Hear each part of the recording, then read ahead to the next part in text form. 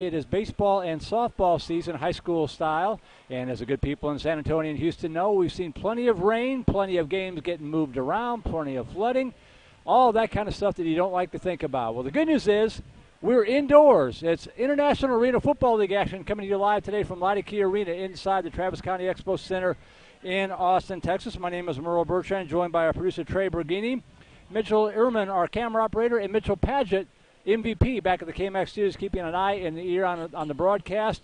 And, Troy, we are glad to be indoors. You know, I'm a traditionalist as much as the next guy. Football is meant to be played outside in the snow and the muck and all that kind of stuff. I'm tired of that stuff. Let's get inside and play on the carpet. Oh, I can't tell you how true that is, Merle. Earlier today, I was actually outside doing producing a soccer game. Right. And it was right before the major rainfall happened, but it was still drizzling, and it was like, oh, cold. I want to be inside. Can't we get to the football game already? Well, here we are. We've got the San Antonio Knights getting ready to take on the Houston Armadillos. And I think we're about ready for our national anthem. We saw the color guard come out, and here's our anthem.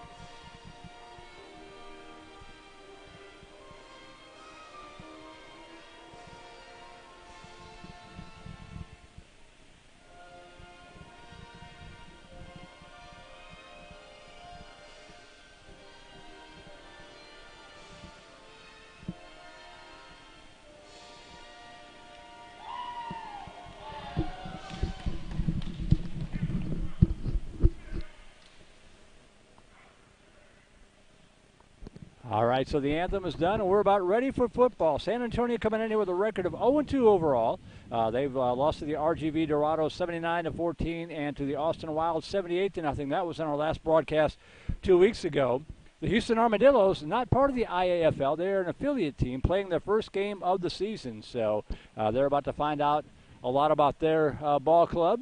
And the San Antonio Knights looking to get off and get the first win of the season. Will not count in the IAFL standings. I confirmed that with the ageless wonder himself, Mr. Keith Clay, a little while ago. So more or less an exhibition game here, but it's still football in May in Central Texas.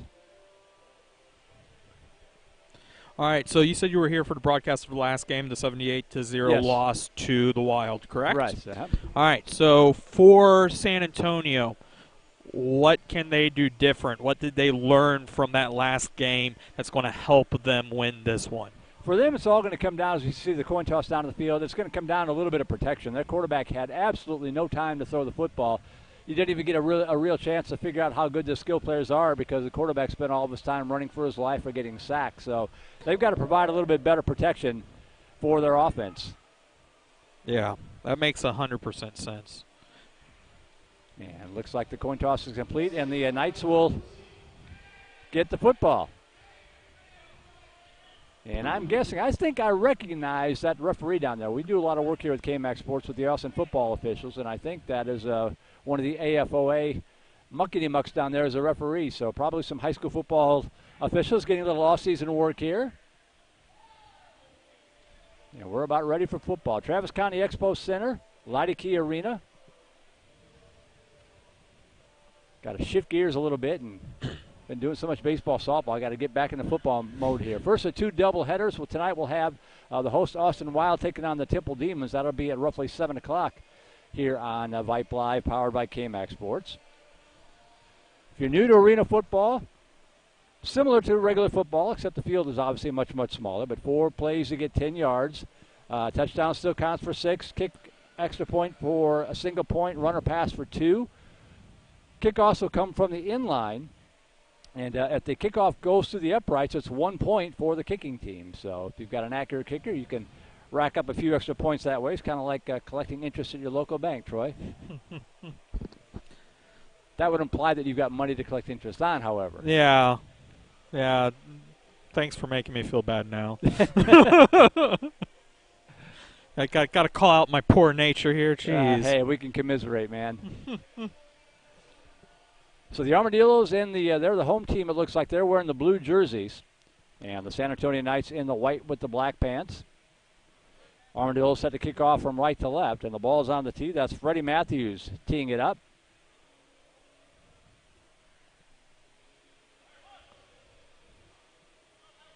Give me just a little bit closer here.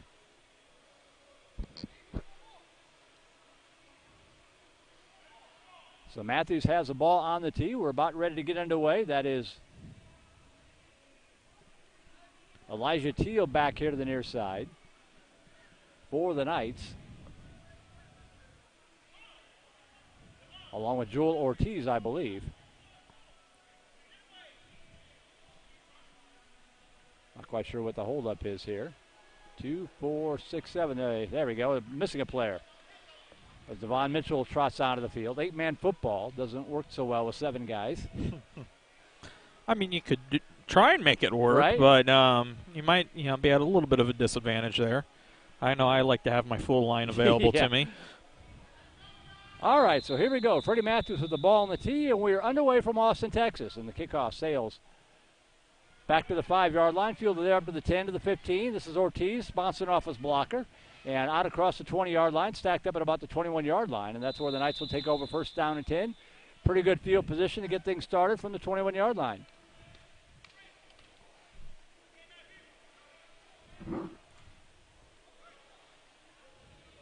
So again, 4 plays to pick up 10 yards. One of the little wrinkles you'll notice, kind of similar to Canadian Football League action, the wide receiver will start off usually about 10 yards behind the line of scrimmage, sometimes coming around behind the quarterback to get a running start.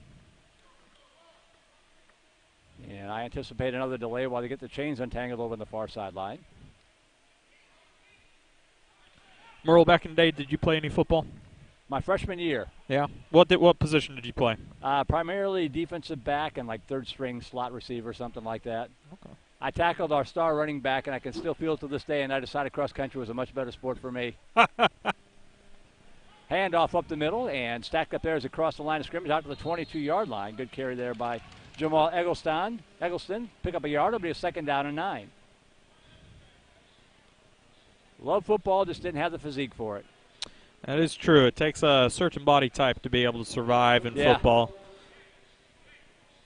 As you can tell by my body style, I was primarily a lineman. You never know. Some of those bigger guys can, especially in this league, you'll see them tote the rock. Oh, yeah, that's true, too. 2nd and 9 from the 22-yard line. 2 receivers here to the near side, 1 split wide left. Quarterback, Dominic Rogers in the red helmet. Man coming in motion. Rogers with the handoff to Eggleston up the middle, out across midfield, and knocked down into Armadillo territory down to the 23-yard line. Going to bring up a 3rd down and 3. And already a much different outcome here for the San Antonio Knights, able to move the football, something they were unable to do against the Austin Wild 2 weeks ago. That last play, the main reason that happened is because the linemen performed their duties properly. Yep. That pull was made beautifully, and that separation happened because they knew exactly where they were heading. They knew exactly where to push the D-line. No punting in arena ball, so 3rd down and 3. They've either got 2 plays to pick up 3 yards or try a long field goal.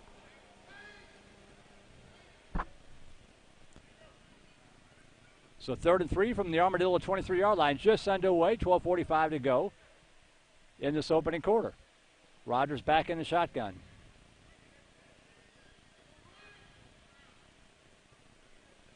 Got Armand Lott, the receiver, going in motion there on the screen left to right, dropping back Rogers. Flag comes down. Rolling to his left, he's got, spins out near the 20-yard line, sacked up about a yard shy of the first down, but we'll check the flag thrown by the back judge.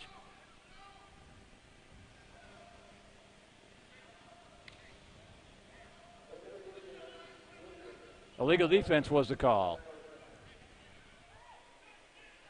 Illegal defense, the call. That should be good for the first down, and it will be. So the Knights pick up their first down, something that didn't happen until 4th quarter against the Wild 2 weeks ago.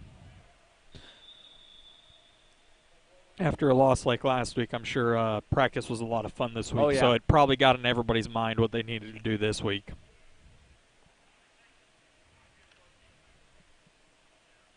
So first down and 10 for San Antonio from the Houston 18-yard line. Ball just inside the near hash. Dominic Rogers lined up in the shotgun with Jamal Eggleston lined up to his left. Lott comes in motion, low slap, picks it up off the ground, looking downfield. Good protection this time. And now starts to break down. He's going to scramble. He's got some running room. Out to the 15, still on his feet. Dives inside the 15, down to the 12-yard line. Good effort there by Dominic Rogers. Good protection, good coverage, and then finally a quarterback just making a play. It was very good on his part, especially after he had that little fumble at the beginning. You know, a low kickback or low hike from the center, but he was able to recover really nicely from that. Thank you, sir.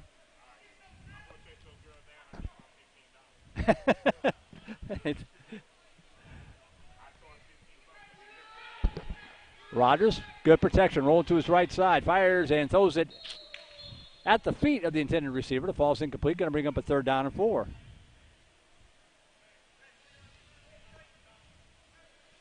That would have been a nice little add to the yards, but he wasn't going anywhere. He already had one of the defensemen right there on his back.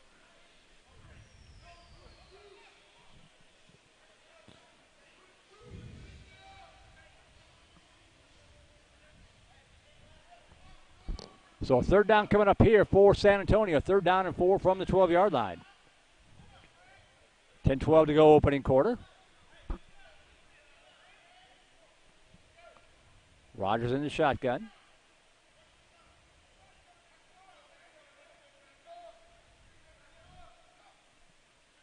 Got Elijah Teal lined up behind him. And Teal with the carry, bobbles a snap, but picks it up. Drags the tackler inside the 5 towards the end zone. Into the end zone, touchdown San Antonio. Beautiful. Good blocking up front and good patience there by Teal to follow that blocking. You know, I want to call out real quick number 77 on that line, Jerome Light. His ability to hold the defenseman there was exactly what was needed for that run route to work. Yeah, something San Antonio wasn't able to do, doing a much better job already providing protection for the quarterback and opening up some running lanes for the running back. Going for 2 here are the Knights as Dominic Rogers in the shotgun again with Teal to his left. Dropping back, looking, pump fake, nothing open. Buys himself some time, giving ground back to the 11-yard line. Dumps it off here to the flat, to the 5, and stacked up. It falls into the end zone. Beautiful. Good second effort by Teal. Took on the contact, shook it off, and got the effort across the end zone for the 2-point conversion with 9:48 to go first quarter. San Antonio on top, 8-0.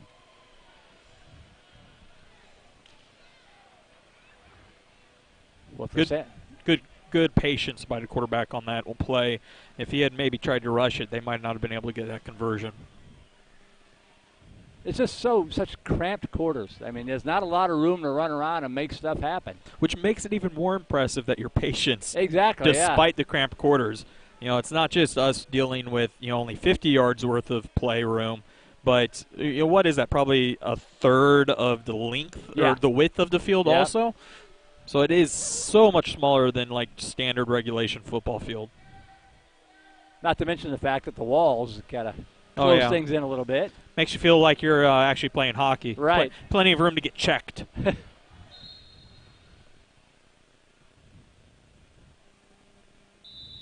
On that point, by the way, you can bounce off the walls, and as long as you're not touched, you can bounce off and keep going. Contact on the walls, and you're down right there. Ball on the goal line. It's going to be a squib kick over here to the near side. Fielded at the 8, up to the 10 to the 15-yard line. Looking for a running room up to the 20. Reverses field. Back to the right side. Got a lane on the far sideline and going to be stacked up at the midfield, just across the midfield. That was Devin Mitchell. Yep. Yeah. Good return there, and the Houston Armadillos will start their first offensive possession of 2019 from the midfield stripe. Be interesting to see how Houston responds out of having been scored on right out of the gate. Very small contingent, really, for both clubs. A lot of guys on the roster, but only I see, maybe 12 guys in uniform for Houston and about 18 or so for San Antonio.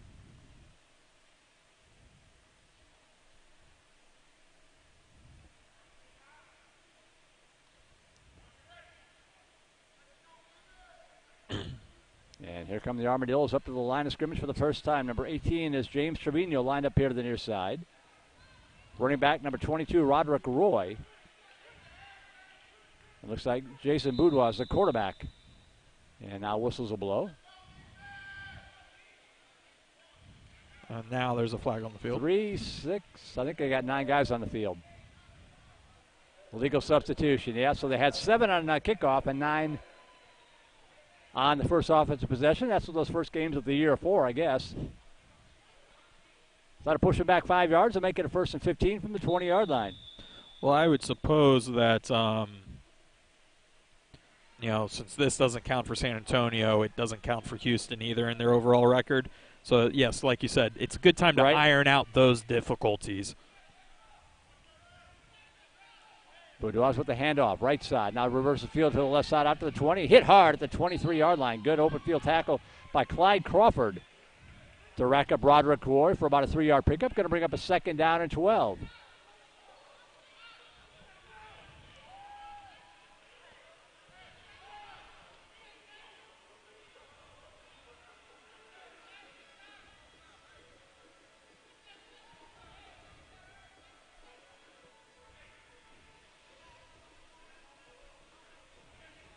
So 2nd and 12 from the 23-yard line for the Houston Armadillos.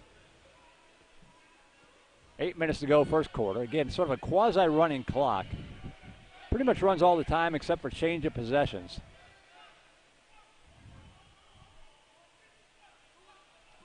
Boudoir's in the shotgun again as Trevino comes in motion, settles in the right slot, dropping back, looking downfield. Good protection, fires over the middle, caught, and knocked that around at the 13-yard line. Tackle again made by Crawford, wrapped up James Trevino, but not before. It'll depend on the spot. Looks like he's got enough for the first down. Looks like they're giving it to him. Yeah, they're giving it to him. Yep, so 1st down and 10 from the 15-yard line of the Knights.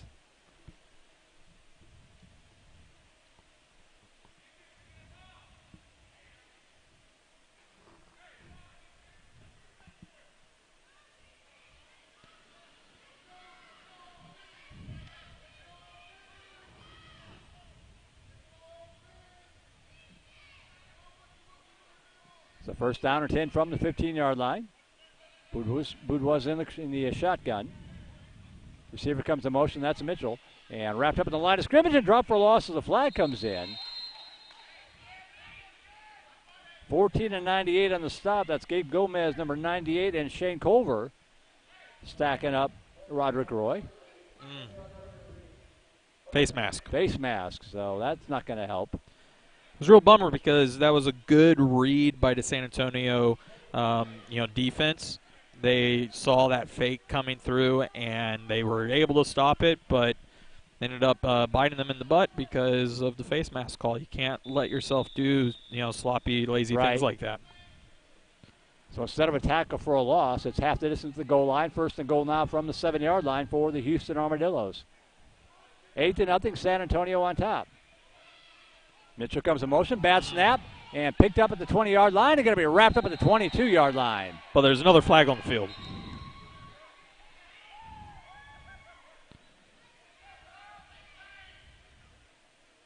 Jack B. Bryson on the stop. But another defensive penalty this time on San Antonio. That'll make it another half the distance call. And I didn't pick up what the call was, actually. Did you pick it? I could not make it out either. So it's going to be 1st and goal from the 4-yard line. Back-to-back negative plays erased by penalty. We talked about last week's game for San Antonio versus, how they came out strong this week. But if their defense, keeps taking these penalties, it's not going to matter how well their offense does today. So 1st and goal from the 4. Boudoir in the quarterback. In the shotgun. Rolling to his right and cuts it up at the 2-yard line. Stacked up just shy of the goal line, about a yard shy. And going to bring up a 2nd down and goal from about the 1.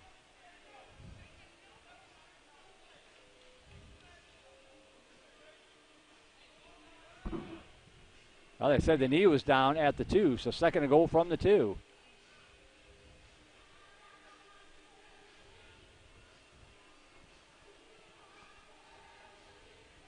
Primarily a passing league, but running game's still important. 5:18 to go opening quarter. 8-0 San Antonio on top. Houston trying to strike pay carpet for the first time. I can't say pay dirt. Second and goal from the 2. Boudreaux's up under center now.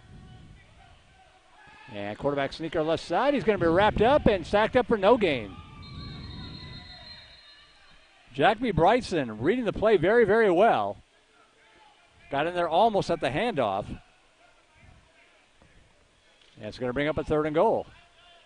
Gabe Gomez of San Antonio, one of the linemen, shaking his finger there at the end of the play. No, you ain't getting over this line.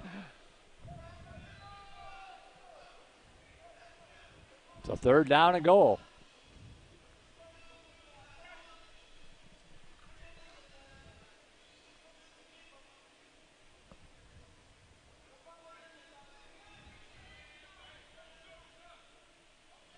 One receiver split out wide left. That's Tyler Warren, number 7. Out to the right side is Kenneth Woodward. The man coming in motion is Devin Mitchell.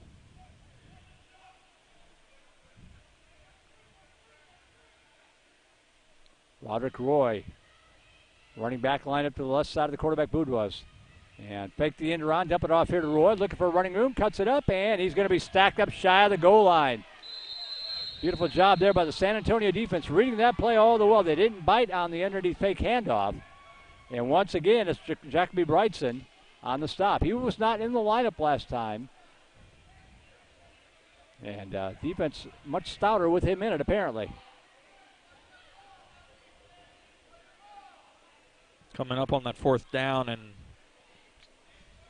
like you said, there's an you can't kick for it. You have to go for it. You have to try and make the progression. And so it'll be interesting to see how Houston starts off their first drive of the year. Correct me if I'm wrong, this is their first fourth down also of the year. Yes, it would be, yep. Yeah, so let's see how the quarterback and the rest of the team responds to this first fourth down of the season. So fourth and goal from the 3-yard line. Wood was in the shotgun. Mitchell lines up to his left in the slot. Bobble handoff, breaking through one tackle, and he's not going to get there. They handed it off to Roderick Roy, and he's going to be stacked up about 2 yards shy of the goal line. It's Deshaun Allen, the first one to get him. Held on for dear life until the cavalry arrives, and the San Antonio Knights hold on a fourth down play.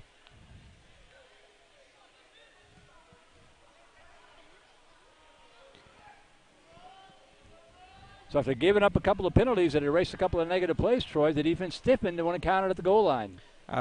That's the, it's such a, plus-minus type situation. Yeah, you stopped it, but you hate to see your team get that close to the goal line. Oh, yeah. And so you don't want to get too overconfident, like, oh, yeah, we stopped it. But at the same time, you have to take some wins when you can get them. When you've been outscored, 157-14 in the first 2 games, you'll take any sort of win you can get. So anything to get the boys' confidence up. So a nice stand there for San Antonio. They'll take over now going left to right. First down and 10 from their own 1-yard line, 24 yards away from the opposite end zone. And Dominic Rogers standing with his heels up against the wall. Eggleston lined up to his left.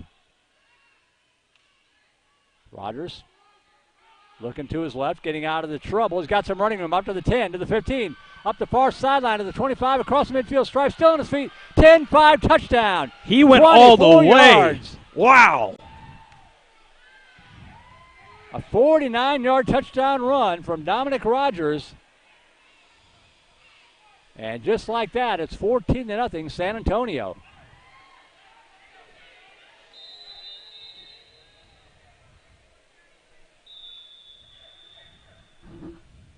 And I think Houston's got to call a timeout.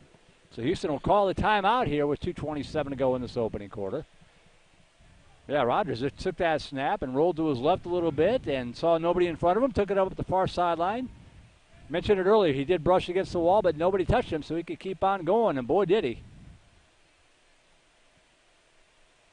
Once he hit about that 25-yard line, I mean, you could tell the afterburners were turned on, and he was just zipping the rest of the way.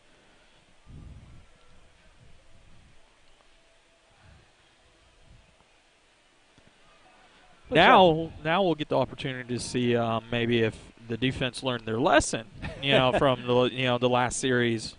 See if they give up as many penalties and if they get as risky getting down to the 1-yard line.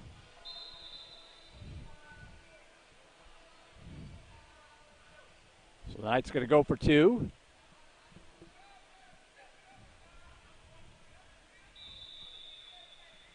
As Rogers leaves them out. The 2-point conversion attempt here for San Antonio. Jamal Eggleston lined up as the deep back. The rough equivalent of an I formation here for the Knights. Eggleston with the carry, breaks through the first tackle, and he's going to be stacked up shy. Nice play there on the open field tackle.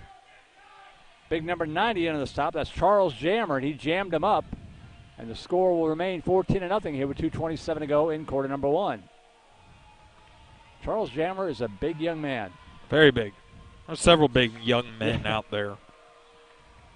I think the 9 and the 0 on that 90 are in different zip codes. But made a nice play there to keep it a 14-0 ball game. I'm Earl Bertrand. He has Troy Bergini, Mike Mitchell-Erman, our camera operator, and Mitchell Paget back at KMAC Command, keeping an eye in the air in the broadcast, make sure that all is well. We've got a lot of Mitchells on our team. Yes, we do. Got a lot of Mitchells, a lot of Mikes, several Bryans on KMAC.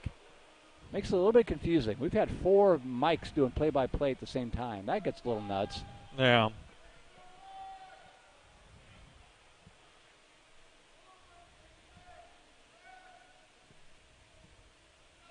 Looks like Manny Aguero with the football on the tee at the far in line.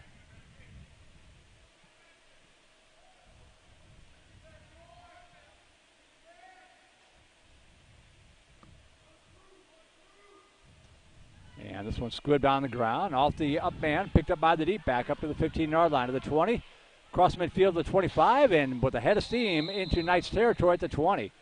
Good return there for Houston. Trying to get a look at the number. I see a 7. Probably Tyler Warren or Eric Williams. Eric Williams, number 17 on the return. So first down and 10 for Houston. Starting this drive at the San Antonio 18-yard line.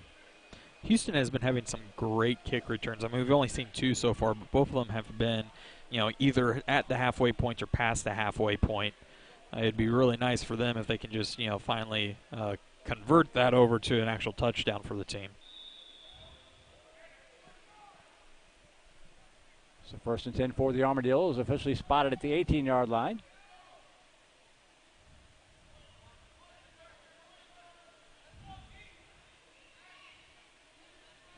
Bourgeois in the shotgun. One receiver wide right, 2 to the near side.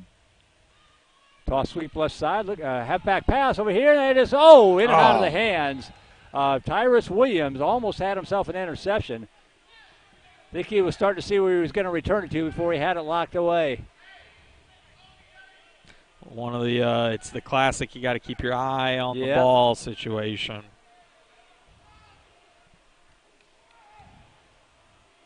So the halfback pass almost intercepted by San Antonio. It's going to bring up a second down and 10 from the 18-yard line. Clock still rolls on incompletions. 1:23 to go opening quarter.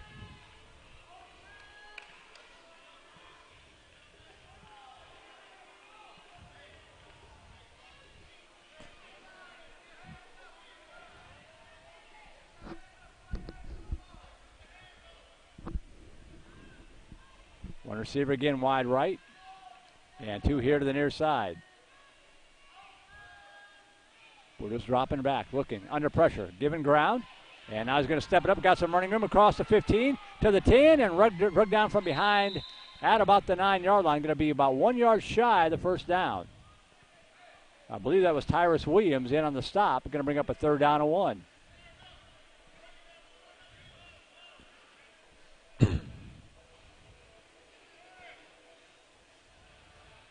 Possibly the final play of this first quarter, depending on how fast Houston moves here. Game clock down to 20 seconds. Don't appear to be in any particular hurry.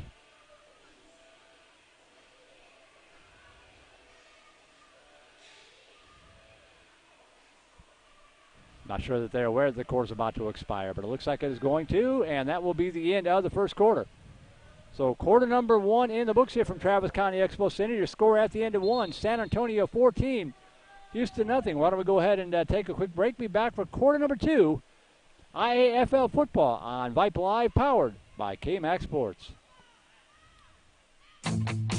We're glad you enjoy the K-Max Sports broadcast. But did you know that you can purchase a copy of this or any K-Max broadcast for personal use? Whether you're making a highlight video or just want to be able to enjoy this game years in the future, send us a note to info@kmaxsports.com. That's INFO at kmaxsports.com. Let us know which games you're interested in, and we'll set it up for a small fee. We can even do some editing for you. And the great thing, any purchase will send a portion of the proceeds to your school. Enjoy the game now and keep it forever. Purchase any broadcast for personal use. Hit us up, info@kmaxsports.com, bringing your teams and your highlights to you. We are K-Max Sports. And into the end zone as we don't mess around here between quarters. Devin Mitchell taking the carry to the right side, and Houston is on the board for the first time in 2019.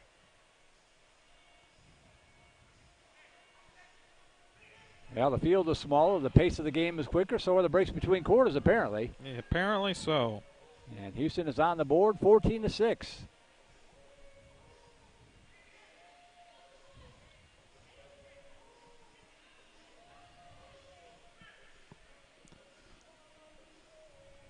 Armadillo is going to go for 2 here. One receiver wide right, 2 here to the near side. Mitchell now in at quarterback and looking for running room. He's going to take it up to the right side, bounces back to his left into the end zone, and the 2-point conversion is good. So Devin Mitchell accounts for all 8 points here for Houston. First on the scoring strike and then the 2-point conversion. And with 14:52 to go in the first half, your new score 14-8, San Antonio on top. So a nice response there by Houston to get on the board and not let San Antonio disappear too far ahead down the roadway a little bit. And as you pointed out, that's 100% because of Devin Mitchell. Yep. Yeah, he was also the ball return carrier for the first kickoff. He has an incredible set of feet. He really does. Whether it's be weaving between the defenders or it just be that dead man sprint after getting the ball from the kickoff, it's be interesting to see what else he performs or how else he performs in this game for Houston. Shifty. The shifty feet, right? Yes, yes. Very much so.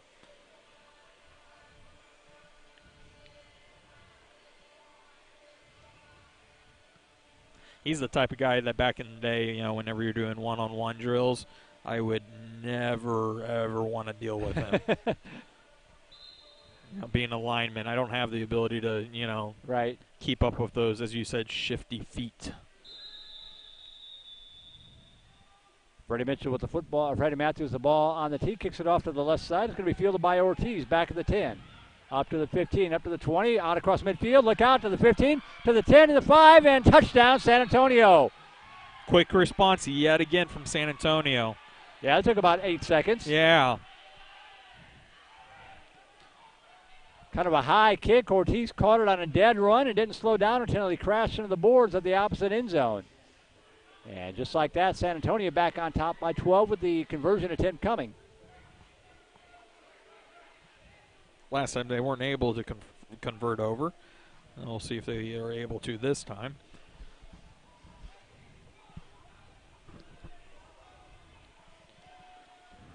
So Dominic Rogers leads the offense out to not start a drive, but try to tack on 2 points here.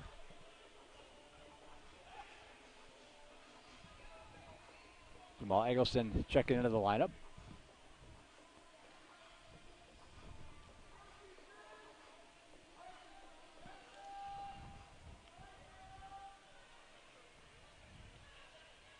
One receiver wide right, 2 here to the near side for Rogers.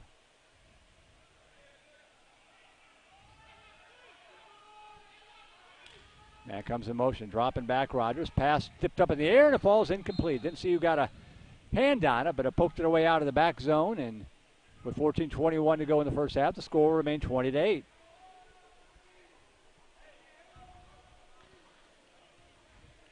One thing San Antonio has to be careful of is, yes, you know, you can tell they've got the energy and they're upset about last week and they're wanting to make sure and get this win this week. But they might not get that win if they keep putting their defense outs on the field. Right. You know, if you're a coach, like, you know, you got to figure out that balance. You know, yeah, you want to score as fast as possible, but at the same time, you know, maybe you tell the guy to, you know, take a slide, you know, at the 25 or something like that, because, you know, you need to get your quarterback out there not only for the practice, but yet again, you got to give the defense a proper amount of time to rest. You don't want them just constantly having to pair up against the offense of the other team. Right now, you want your kicking unit to pin down Houston on their side of the field. Both Houston drives have started across the midfield stripe so far, making a very short field. It's an offensive-minded league anyway. When you only have 15 to 18 yards to go for a touchdown, that's not too difficult to pull off. So Johnny Coleman set to kick it away here for the San Antonio Knights now. He might be trying for the point here. He's got the ball in the center instead of off to the side, and he was very particular about how he put it on the tee.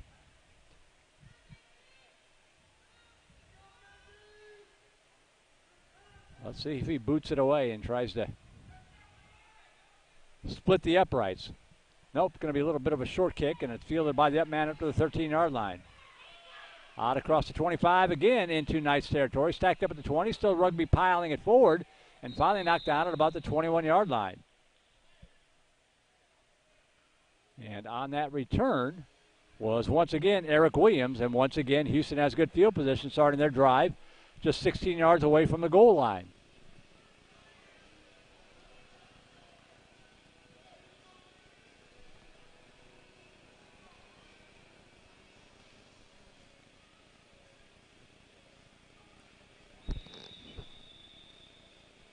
So first down and 10 for the Houston Armadillos. As they wind the clock, 14 minutes to go first half, 20-8 your score, San Antonio on top.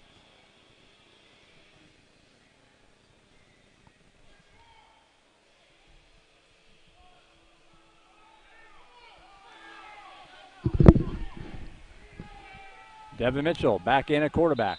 And whistles blow. It didn't look to me like the Armadillos were set before that snap. Oh, timeout. Well, they weren't set, but they called the timeout and fixed the problem. So, timeout by Houston, 20-8 your score.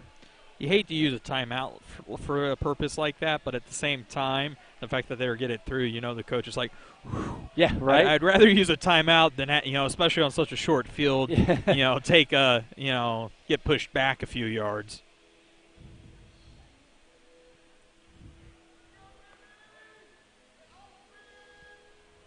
So 22-8 your score.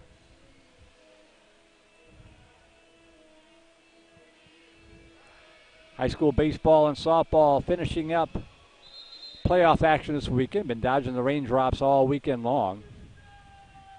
So good to get those games in and regroup and try it again next week. Mitchell in the shotgun. Low snap. Picks it up off the carpet. Fires over to the right side and deflected and incomplete. Once again, a San Antonio Knight. This time it was Johnny Coleman had the ball pass right through his hands. Almost tipped it to an Armadillo receiver, but it falls incomplete. Second down and 10. That's 2 dropped interceptions here for your defense.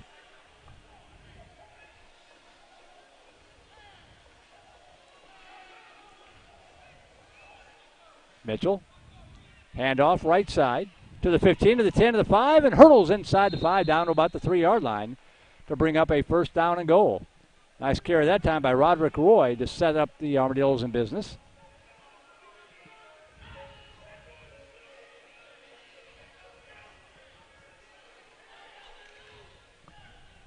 Going quickly, first and goal from the 3.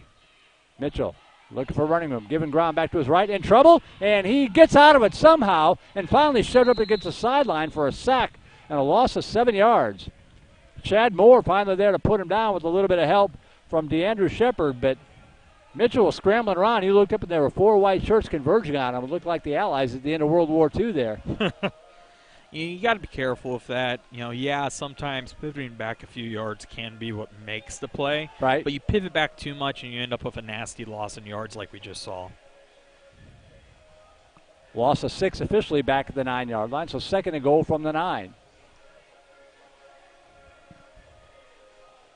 Especially in a situation like this where you're at goal. Right. You don't have a chance for another first down, and you want every single down to count for you. The receiver's wide left, one here to the near side for Budwas, who's back in at quarterback now.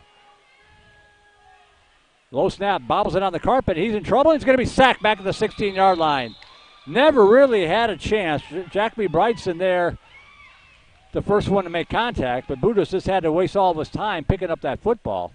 And it's another big loss, a 10-yard loss back to the 16-yard line to set up 3rd and goal from there.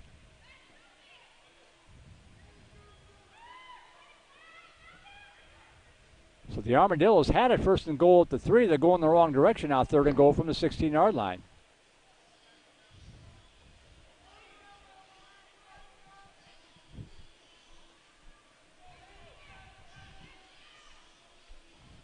$11 to go, first half. One receiver wide right, 2 here to the near side. Budwas back in the shotgun with Roy lined up behind him in the pistol. Play action, looking right side, and incomplete. Threw it behind his intended receiver. Good coverage anyway there by Johnny Coleman. They try to get it down to Kenneth Woodward. But good coverage is going to bring up a critical 4th down here for the Armadillos. Giving you a little bit more of the music that's going on in the stadium since we sadly don't have a crowd mic tonight. It's picking up a little, but not what it should, unfortunately. Yeah. The equipment's getting very tired. Been a long year. So 4th down to go from the 16-yard line. The receiver's wide left, one here to the near side for Budwas and company. Good snap back, looking under pressure, and he somehow spun free, but he's going to be sacked at the 22-yard line. He got away from Jacoby Brightson, but Brightson got enough of him on the way by to send him down. And another sack, turnover on downs. The ball will go back to San Antonio. 1st and 10 going from right to left now at the 21-yard line. Nice stand by the Knight defense. Had their heels on the goal line on a 1st and goal at the 3, and they gave up minus 18 yards.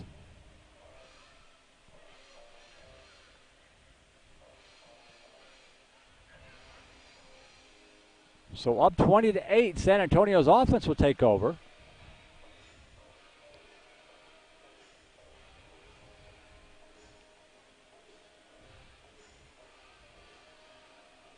I don't know about you, but I'm not necessarily seeing anything wrong going for Houston right now. It just seems like the Knights are on point. Yeah. They're really focused in after last week, and they're hitting all their assignments really well. We touched on it a couple of weeks ago at the first round of broadcast we did. One of the teams had played a game and one of them hadn't. And I think that's all you're seeing right here. San Antonio, yeah, they got beat up those first 2 games, but they've had 2 games under their belt to work out some of the kinks. And Houston having, kind of self-destructing just a little bit, and you expect some of that in the first game of the season at any level. You bring up that point, and it also probably plays into the chemistry of the team. Yep. At a league like this, there's a lot of in and out with the players, and with a lot of in and out with the players, you don't necessarily have the opportunity to have the same communication and knowledge of how the players play. And yet again, San Antonio having 2 games under their belt, they've got some of that communication a little bit better worked out than Houston, who first game, probably still, got new players that are trying to get mixed in with the veterans. So dropping back is Rogers. Pass over here to the near side, down in the corner, and intercepted. Beautiful interception cutting across James Trevino. Looked like it was going to be a nice touchdown, but Trevino playing center field. Sliced in front of the intended receiver, hauled it in, crashed to the boards, and just like that, the Armadillos have the football back. Well, he crashed into the boards, but where he crashed into the boards, he actually rolled out of the, the barricade, which was pretty funny. Good for him, probably. The angle he came in was probably better to roll out than just end up in the boards. Well, you can see the Knights in the background. The players will enter from that corner, and that's one of those similar positions here, blocked off by a water barrel. Of course, the downside is that's concrete on the other side of that barrel, so that probably didn't feel great. That's true, too. But a great play nonetheless by James Trevino. Gives the ball back to Houston. First down and 10 from their own 5. As they'll have to start a drive for the first time tonight on their own side of the field. And a little delay here. I'm not sure what that is. Timeout, Houston. That should be their final timeout if my memory's correct, with 9:55 to go here in this first half. It's a risky move on Houston's part. No timeouts left in the half, but you've still got 10 minutes of play. Yeah. And again, back to that point, first game of the season. Mm-hmm. Making sure that everybody is on the calling plays off the same playbook, if you will.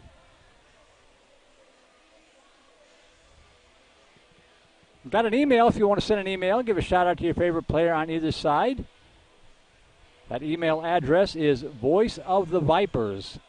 Voiceofthevipers@gmail.com. I'm typically the play-by-play guy for Vandergrift High School here in Austin. They are the Vandergrift Vipers, hence the nickname.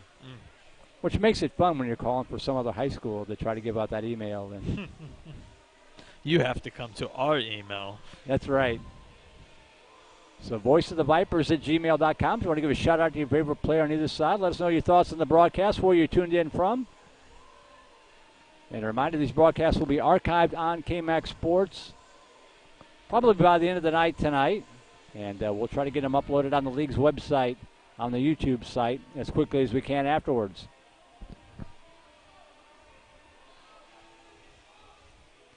Timeout over. Back to the action. First and 10 for Houston from their own 5-yard line.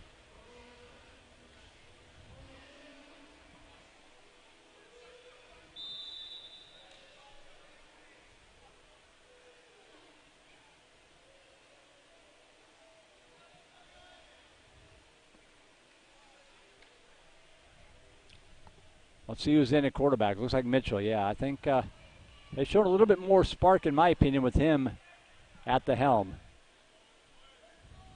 Two receivers wide left, one here to the near side. Eric Williams lined up as a deep back. Man goes in motion, and it's going to be Mitchell now he's going to reverse field back to his left side, and horse collared at the 5 and falls back at about the 2. This will be an interesting spot. They give him forward progress at the 5, or are they going to mark him down at about the 2? It looks like it'll be the 5. It's a lot of running around for no gain. It really is.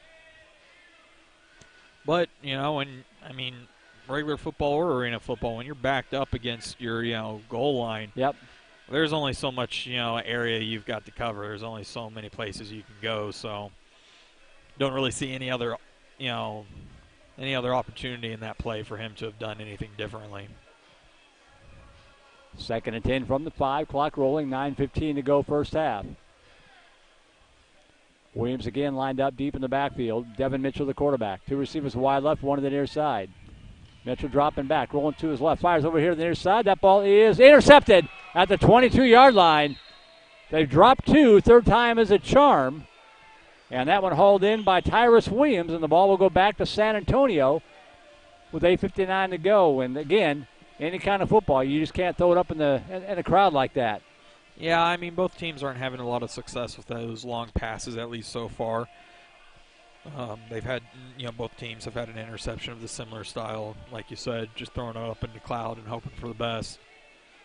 It's been a weird game from an arena standpoint. You usually see a lot of vertical passing in arena football and airing it out and all that. And you said, like you said, neither team has had much success throwing the ball down the field. The running game has been working really well, which is odd for arena football. With this last play specifically, it was more along the lines of just a bad pairing for, in my opinion, who you had run out there. Right. Quarterback decided to throw the ball to probably his shortest back, and he was just surrounded by tall guys.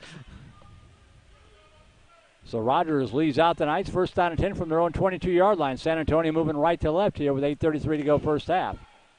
Rogers dropping back, flag down. Pass over to the middle. That ball's caught at the 17-yard line of Houston, but we'll check the flag. Looks like Armand Lott with the reception. Illegal defense. That penalty will be declined, and it'll be a first down for San Antonio.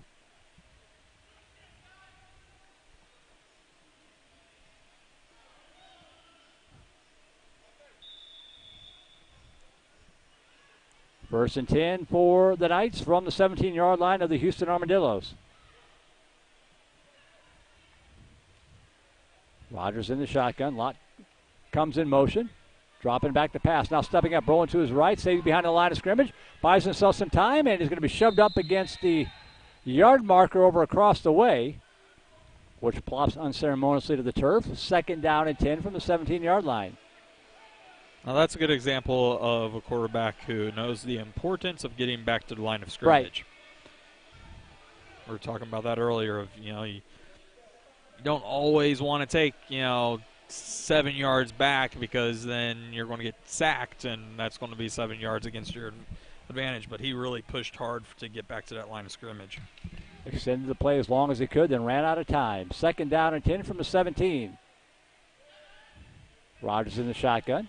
Low snap through his legs. He'll have to go back and pick it up, and he does. No, he does not. And that ball's loose on the carpet, still loose up in the far sideline. Rogers will pick it up. That ball's still live.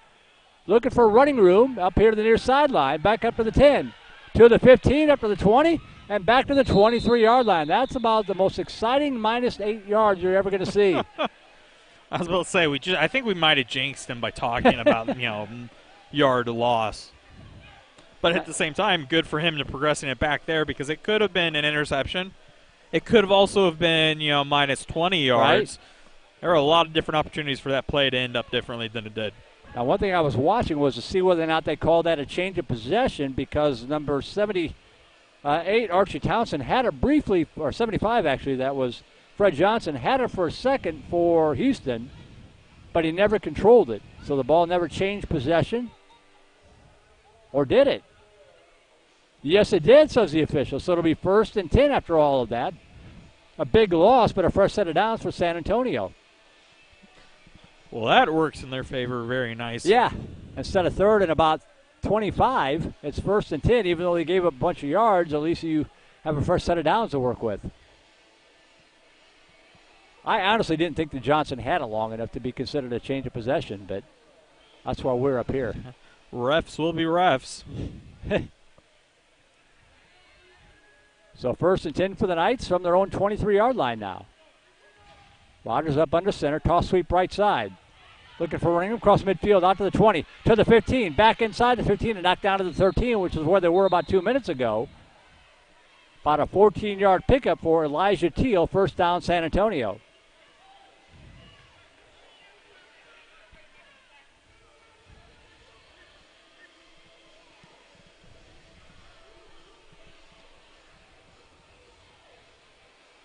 Yeah, all things considered, that worked out pretty well for the Knights. Mm-hmm.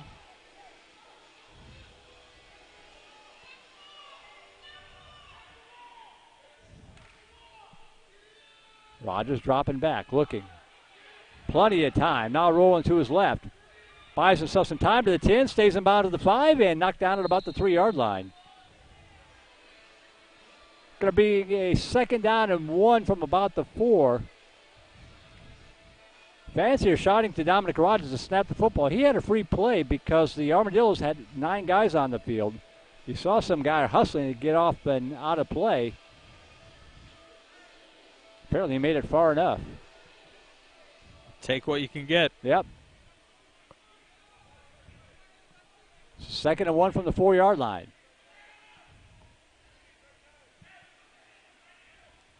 Rogers. Collision in the backfield and breaks free to the 3, down to the 2-yard line. Going to be good for a first down. James Trevino had a hand on the jersey of Dominic Rogers, but nobody came to help, and Rogers spun free and picked up the first down. Very, very lucky for the offense. That blitz was perfectly executed. Yep. And it almost went the way the defense was hoping for. First and goal for the Knights. Under 4 minutes to go, first half.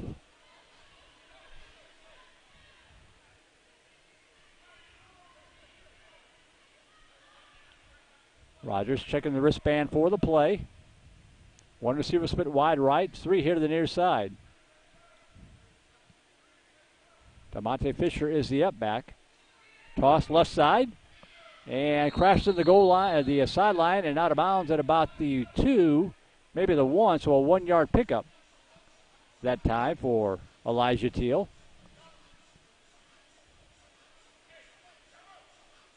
Yeah, you touched on this earlier, Troy. It's not necessarily a bad thing to burn some clock here as we get towards halftime. Take an extra play or two to get it in the end zone. I'm sure they'd like to score, but it's not a bad thing to keep your defense off the field here for a couple of minutes.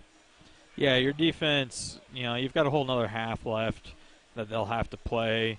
And, yeah, you've got halftime coming up, but with how much the San Antonio defense has been out on the field, yep, I would be trying to get them as much breath time as possible. Second down and goal from the 2-yard line. One receiver wide right for Dominic Rogers. Rogers, quarterback draw, and he's going to high step into the end zone. Touchdown, San Antonio. That was a nice little, skip down the yellow brick road for him. He's still skipping over there.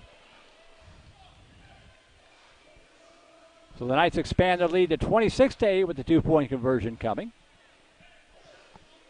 For San Antonio fans who might be tuned into the broadcast, baseball action, a 1-game series. Medina Valley out of Castroville, eliminating Harlandale 8-7.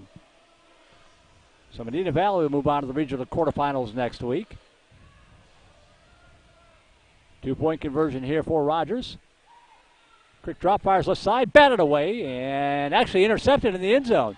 This can be returned, but it's going to be stacked up at about the 2-yard line. So nothing on the return, but the 2-point conversion attempt is no good. Intercepted, I believe, by Roderick Roy. Running back and safety in true Ironman fashion. So 2:34 to go first half, 26-8 San Antonio. A little bit more breathing room now over the Houston Armadillos.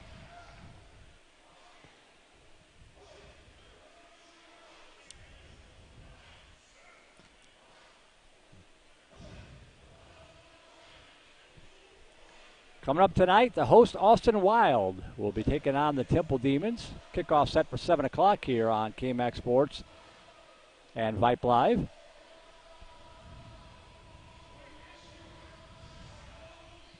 Wild off to a 2-0 start. A little bit of discussion on the field of, I think, ball placement, whether there's going to be a kickoff or not.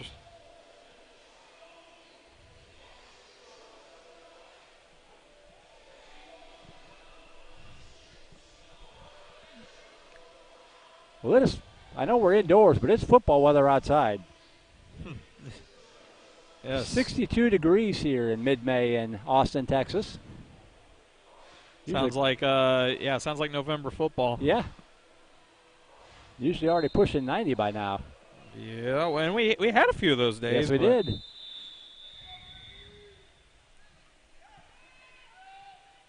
Well, Rogers will try his hand, or I should say his foot, on the kickoff here. Third kicker of the ball game for the Knights. Line drive kick, fielded back into the end zone by Mitchell. Up to the 5, looking for running room up to the 10 to the far sideline, up to the 15, to the 20, and stacked up just shy of the 20-yard line, make it the 19-yard line for Devin Mitchell. Before he runs into big number 83, Jacoby Brightson. And with... I think that might be the half. Unless the play clock is just it's showing 20 minutes now, which is kind of odd. Now it's saying 15.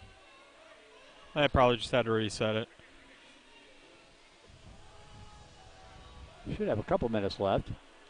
It seems about right.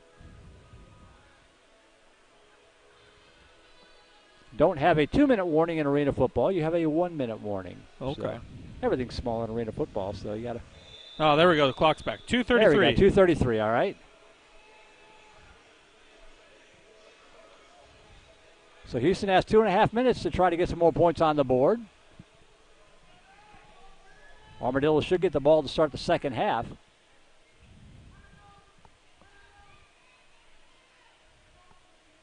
Boudoir's back in at quarterback. One receiver wide left, 2 here to the near side. Toss sweep right side. This is going to be Mitchell on the halfback pass over the middle. That ball is intercepted again. Tried it before. It was dropped by the San Antonio Knights. This time, Tyrus Williams hauled it in. I believe that's the second pick of the ball game. And now it's San Antonio with 2 minutes to go in the first half with a chance to get some more points on the board. Yeah, that was Kenneth Woodward who missed that catch. Nothing personal, but it was the same situation as before with their last interception. Right. You know, it's just bad pairing. You know, he's a relatively speaking short player, and San Antonio's smart enough to put tall guys around him. They got a lot of them too. Yeah, and you know, if Kenneth doesn't have the hops to be able to, you know, get that ball, you know, it's going to end up with more and more of those interceptions as the night goes on.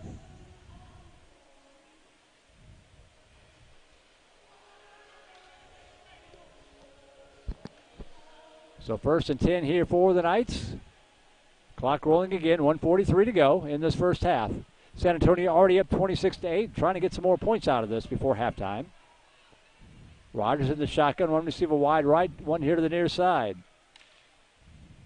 Rogers dropping back. Good protection. Fires over the right side. Got a receiver breaking, and it is intercepted the other way.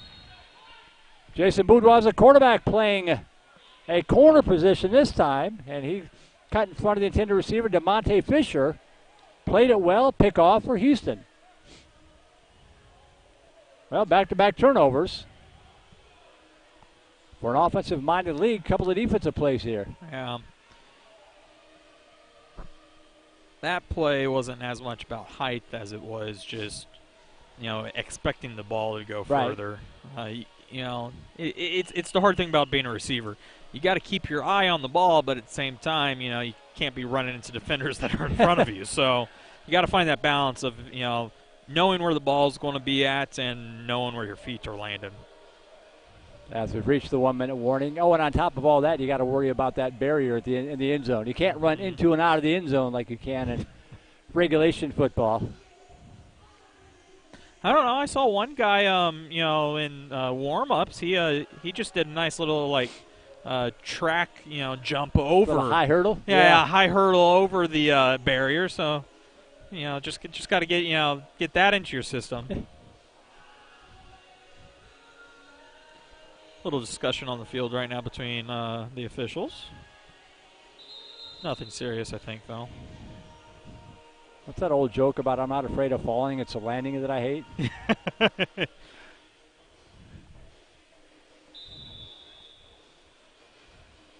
All right, so after the 1 minute warning, we're back to play here. 26-8, San Antonio on top. Houston with the ball back. Boudoir, who just had that interception, now back at the helmet quarterback and handoff. On the end around, this is Mitchell, and he's going to be stacked up, maybe falls forward for a yard, and that's about it. 22-83, Deshaun Allen and Jacoby Brightson on the stop for San Antonio. Another element of this back and forth between defense and offense that's not good for either team is the adrenaline. Yeah. You get off the field, your adrenaline starts to drop a little bit. It's time for a rest. Your body recognizes that. And San Antonio will call a timeout here with 40 seconds to go, hoping to get the football back. That was actually a loss of 2 yards on the carry, so 2nd and 12 back at the 6. But, yeah, so, you know, the adrenaline drops and, you know, 2 plays later you're called back out on the field. You got to figure out some way to get that adrenaline back, and most of the time your body doesn't like to flip-flop that fast. Or if it is able to flip-flop that fast, it just ends up tiring you down even more. Right. Dropping back. Boudoir's pass over the far side, and a great pass caught. 10-5, drug down from behind into the end zone. Ooh. And they might, what are they going to call? They're going to call him down at the 1 yard line. Nice catch by Tyler Warren all the way down to the 1 yard line, drug down from behind. Ground caused the fumble, so it was dead right there instead of being called a touchback. You know, in a league like that, they are lucky that the refs, you know, didn't call that incomplete. Yeah. With no replay cameras, you can't tell where the control was. They could have very easily have justified dragging him all the way back because he let go of that ball. First and goal, 21 seconds. Remember, Houston does not have any timeouts, so this might be their only chance to punch this one in. First and goal from the 1 yard line. Woodwell's up under center. Probably a quarterback sneak. It will be at left side. He's dragged the pile forward. Did he get it in? No word yet. No, and they're out of timeouts. The clock didn't start though on the play. Now they're going to wind it. Houston catching a break here. If they can hurry, they got time to get this play off. They might not know. 10 seconds. Well, they're trying to get a penalty out of this. If you can't see it really that well, but Justin Bedores, the ball carrier with that play, he was trying to get a face mask call. His face mask, he came off the field. It's actually at a 90-degree angle now. Interesting. And even more interesting, they didn't get the play off, and that's how the first half is going to come to an end. One thing we should point out, there's only one scoreboard, and it's at the opposite end of the field. So Houston didn't have anything to look at to realize that the half was winding down to the end. They burned up all those timeouts in the first quarter. They don't get the penalty call, even with the fact that the clock didn't run for 10 seconds. Maybe more worried about getting a penalty call instead of getting up there and calling a play, and a wasted opportunity for Houston. That's going to be the end of the first half. Your score, San Antonio 26, Houston 8. We've got cheerleaders coming at the half for you. We'll make sure and have that available for the halftime show. Until then, you want to go take this break? Yeah, we'll take a break until they come out here. 26-8, International Arena Football League action on Vipe Live, powered by K-Max Sports. Ladies and gentlemen, can I please have your attention? I've just been handed an urgent news story. And I need all of you to stop what you're doing and listen. Welcome to the new K-Max Sports Vipe Broadcast Network. Of course, you're familiar with K-Max Sports as one of the best online broadcast networks for high school and college athletics. But now, as part of Vipe Media, we have so much to offer as part of the best high school network.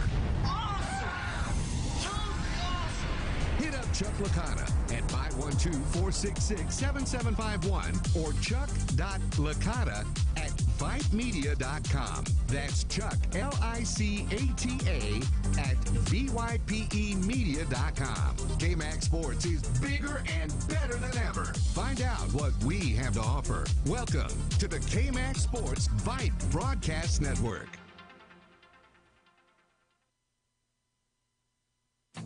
Purchase a copy of this or any K-Mac broadcast for personal use, and portions of the proceeds go to your school. Whether you're making a highlight video or just want to be able to enjoy this game years in the future, send us a note to info@kmacsports.com. That's INFO at kmacsports.com. We can even do some editing for you for a small fee. Purchase any broadcast for personal use. Hit us up.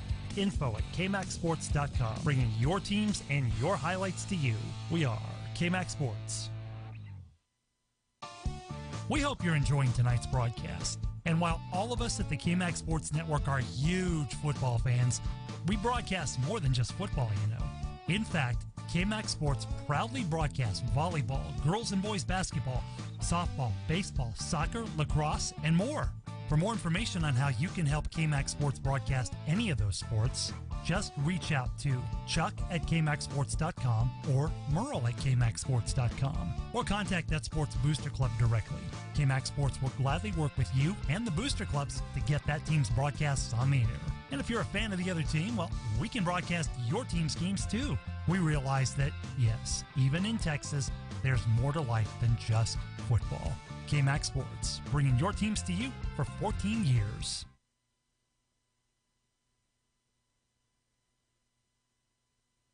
Socialize with us. Yeah, man, I'll tell you what, that dang old internet, man, you just go on there and point and click, click, click, click, click, click, click, click. It's real easy, man. On Twitter, @KMax Sports, or catch us on Facebook. Search KMax Sports. Just another way KMax Sports is bringing your teams to you. Socialize with us. You don't have what they call the social skill. On Twitter at KMAX Sports or catch us on Facebook. Search KMAX Sports. Just another way KMAX Sports is bringing your teams to you. From West Texas all the way to the Bayou and all points in between. I saw miles and miles of Texas. This is the KMAX Sports Network, bringing your teams to you. Spring. The time of year when a young man's fancy turns to Play ball! And KMAX Sports will be there for every game of the 2018 season. From the first pitch to the final out.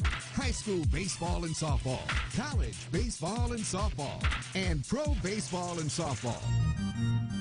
So for the most coverage of 2018 baseball and softball, look to the leader, KMAX Sports. KMAXSports.com. 1, 2, 3, hit! More coverage of your high school teams. Let's just say we keep it real. And you know this, man. This is the KMAX Sports Network. Ladies and gentlemen, can I please have your attention? I've just been handed an urgent news story. And I need all of you to stop what you're doing and listen. Welcome to the new KMAX Sports Vipe Broadcast Network. Of course, you're familiar with KMAX Sports as one of the best online broadcast networks for high school and college athletics. But now, as part of Vipe Media, we have so much to offer as part of the best high school network. Hit up Chuck Licata at 512-466-7751 or chuck.licata at vipemedia.com. That's Chuck, L-I-C-A-T-A at VYPEmedia.com. KMAX Sports is bigger and better than ever. Find out what we have to offer. Welcome to the KMAX Sports Vipe Broadcast Network. In case you're not aware, KMAX Sports is now part of the Vipe Media and Broadcast Network. That means we have a bigger network, which means more viewers and more listeners to your broadcast. We have more to offer all our clients, which means we can film, live stream, or live broadcast your games and non-athletic events. That means you can read all our coverage at one website, texas.vipe.com. Welcome to the KMAX Sports Vipe Broadcast Network. We hope you're enjoying tonight's broadcast. And while all of us at the KMAX Sports Network are huge football fans, we broadcast more than just football, you know. In fact, KMAX Sports proudly broadcasts volleyball, girls and boys basketball, softball, baseball, soccer, lacrosse, and more. For more information on how you can help KMAX Sports broadcast any of those sports, just reach out to Chuck at KMAXSports.com or Merle at KMAXSports.com or contact that sports booster club directly. KMAX Sports will gladly work with you and the booster clubs to get that team's broadcasts on the air.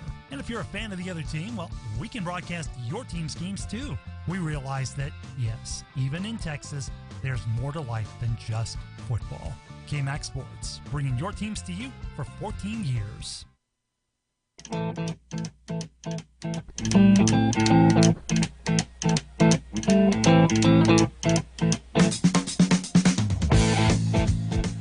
You don't wait for the drums on that one, Troy. What's the point of even playing it, right? Yeah. Little ZZ Top action for you here. Lida Key Arena, housed inside the Travis County Expo Center. 26-8 your score. And the halftime break here, the first of our doubleheader. San Antonio on top of the Houston Armadillos. I'm Merle Bertrand. He is Troy Bergrini. Mitchell Ehrman, our camera operator, and Mitchell Padgett back at the KMAX studios. We'll take a break here in just a second and just kind of let the sounds of the stadium carry here. But quick toss in the first half. It's a combination. Both teams really need to work on the passes. They need to be careful with those passes. We saw too many interceptions and too many potential interceptions because they're trying to make those long plays that everyone likes to make and everyone likes to have on their highlight reels. But when you're working in such a small stadium and you're working so early in the season, we were talking a lot about team chemistry, right? And getting to know your players, getting to know your guys. You just don't have the experience right now to reliably pull off a lot of those long passes. and not have an interception happen. So both teams need to be very aware of that because this has been a defensive game. Even though San Antonio is on top on the scoreboard right now, for the most part, both defensives have been playing very well. Yep. Especially the defensive linemen, which is saying something because the offensive linemen have been playing really well too. A lot of the plays that we have seen from San Antonio have been plays that were made because the offensive lineman hit a mark perfectly and was able to create a gap for the running backs. Yeah, I mean, you've seen good pass protection for the most part. You've seen good coverage downfield, a number of interceptions, often deep down in the field. I think a lot of the offenses come from individual players making big plays, quarterbacks scrambling around and turning disasters into 20, 30, 40-yard pickups. So we saw that, and then also on the kick returns. Yep. We were talking about that a lot too. We had several times where the kick returns were either at the halfway point at the 25-yard or beyond. And yes, we're dealing with a smaller field, but still getting past the halfway point of any field, that's impressive. So 26-8 your score here. We've got about 5 minutes left in the first half, and we're just going to kind of put the headsets down here for a few moments and let the stadium sounds carry you. We'll be back in time to start the second half kickoff. This is the International Arena Football League on Vipe Live, powered by KMAX Sports.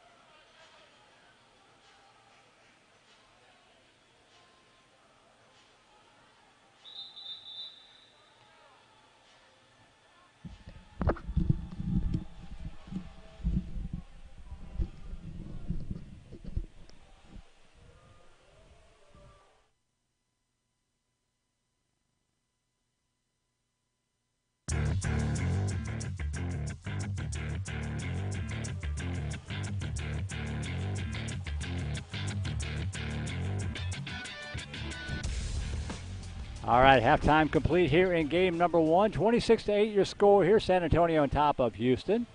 Merle Bertrand, Troy Bergini here. Mitchell Ehrman, our camera operator. Mitchell Paget back at KMAC Command, keeping an ear and an eye on the broadcast. First of 2 doubleheaders coming up tonight, 7 o'clock. The host, Austin Wild, taking on the Temple Demons. We'll have that for you here as well here on Vipe Live, powered by KMAC Sports. If memory serves, Houston will get the football to start the second half. But even though the scoreboard clock shows 0, the teams don't appear to be in any particular hurry to take the field. I mean, if the refs aren't going to make me play, I'll take a little extra breath at the half, you know. Especially if I'm the defensive players for Houston. They spent a lot of timeouts on the field. Yes, they did, yeah. Don't have a time of possession stats, but I would say San Antonio had the football a lot more than Houston did. I don't know about that. You don't think so? I think it might have been an even. I think Houston just had a problem with converting it over to touchdowns. That's right. Hey, Houston had that one opening drive that had a couple of defensive penalties. They had the ball for a long time in the first quarter. That's a good point. Yep. Yeah, they kept getting snuffed, either with interceptions or with just blockage at within the 5-yard line. Speaking of Houston, I gave you a baseball score from the San Antonio area. Magnolia West High School out of Houston leading Pflugerville out of the greater Austin area 4-1. That's in the bottom of the third inning, game number 2 of that series. I was out in Mumford last night to call game 1 of that series. That was a 2-0 Magnolia West win. So the Mustangs trying to close out Pflugerville and move on to round number 3 of the playoffs.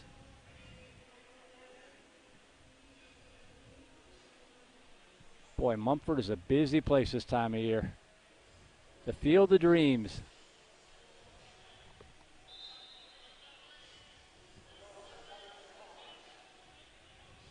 All right, so football about to be on the tee. Dominic Rogers set to kick it off here for San Antonio. Houston will get it back to start the second half. And mark down the end of that first half where Houston had a great pass, drug down from behind at the 1-yard line, but had burned all their timeouts, lost track of the time, and time expired on them before they could get points. Otherwise, it would be about a 2-possession game right now.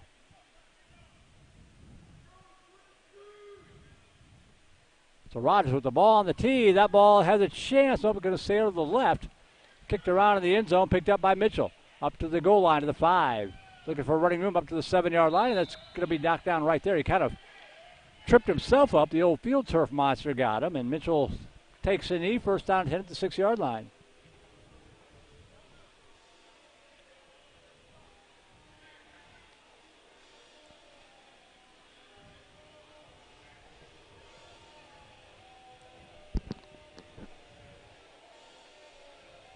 So 1st and 10 for Houston.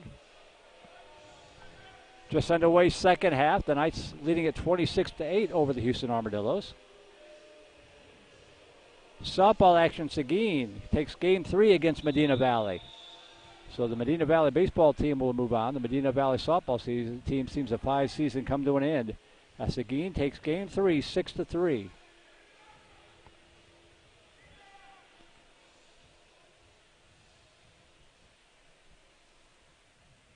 We'll see who gets the nod at quarterback. It'll be Jason Boudois here at the helm. As the Armadillos first down and 10 from their own 5-yard line. Low snap from the knees, picks it up and incomplete. Tried to get it to Devin Mitchell. Threw it a little bit behind him. Joel Ortiz on the coverage. Got a hand in there and poked it away. He's going to bring up a 2nd down and 10.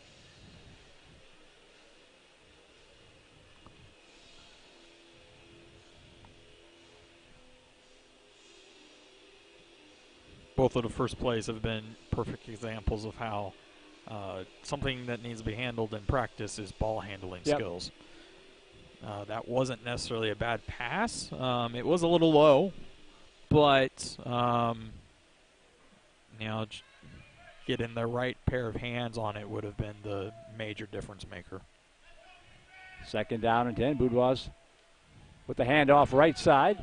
Up to the 10. Nice running room there. Crashed into the boards at about the 11-yard line. So that'll be about a 5-yard pickup by Roderick Roy and bring up a 3rd down and 5 from across. Just make it the 11-yard line. So 3rd and 5 from the 11. That was a nice loud smack into the boards. It's weird. You'll see it more in the second game when we've got a bigger crowd here with the Austin Wild. Nothing gets the crowd fired up more than a collision into the boards.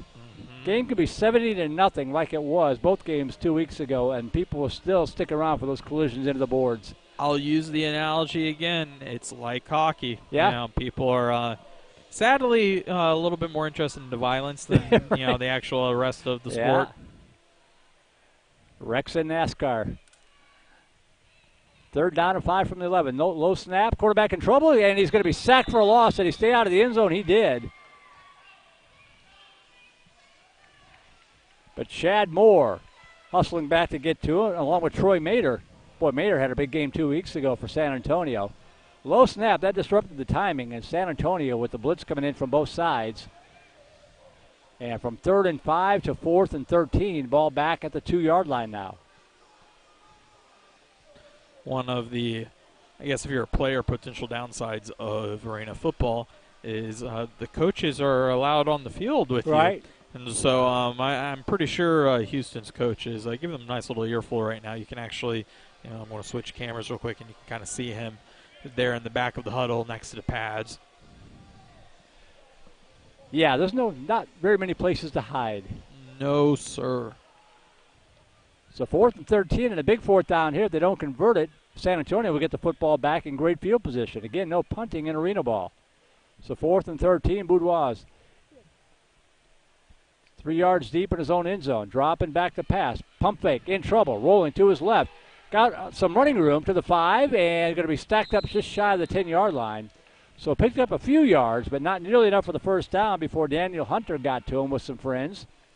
And it'll be a turnover on down. San Antonio will get it back in the red zone at about the 7-yard line with a very short field to work with. 10:45 and counting to go, quarter number 3.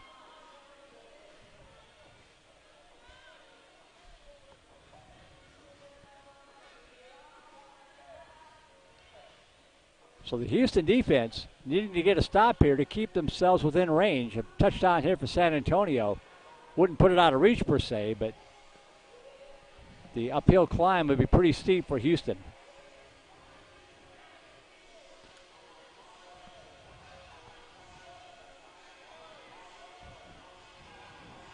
It's one of those situations where, we were talking about how maybe the team shouldn't be looking for long passes, but this might be one of the times where you want to do a long pass. Just take it. If it gets intercepted, it serves the same function as a punt. Exactly. Might serve you better than just turning the ball over in your own zone. That's a great point. So 1st and goal for the Knights after the turnover on downs at the 7-yard line of Houston. One receiver wide left. That's just Jacoby Brightson. He's already had a good game on the defensive side. Elijah Teal, the up back. And Deshaun Allen, I believe that is the deep back. It'll be Allen with the carry. Flag down to the 5 and into the end zone. Touchdown, but let's check the flag. Procedure called on. Procedure called on San Antonio. Didn't pick up if he called a formation or if somebody was in motion. But regardless of the flavor of a legal procedure, it's a 5-yard penalty. 1st and goal from the 12 now. Another example of the benefits / downfalls of having your coach out on the field. Coach has a little bit quicker time getting to the refs. They yell at him. Yeah.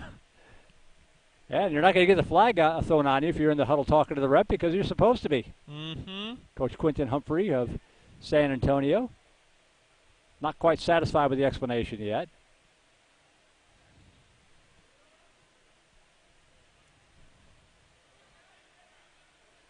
Got to be pleased with the way his team has come out after losing your first 2 games, 79-14 and 78-0.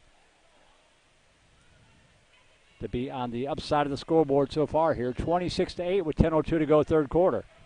Plenty of football left to be played, however. First and goal at the 12 after the penalty. Two receivers wide left, one here to the near side for Dominic Rogers.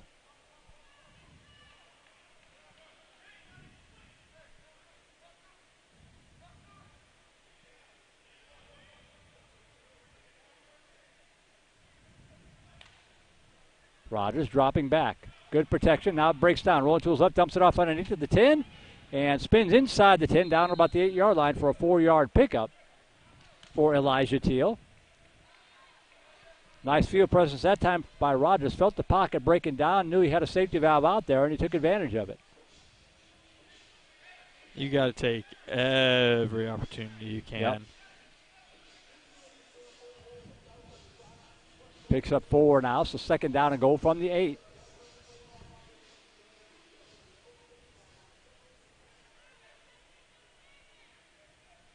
Teal comes in motion, and that's a bad snap.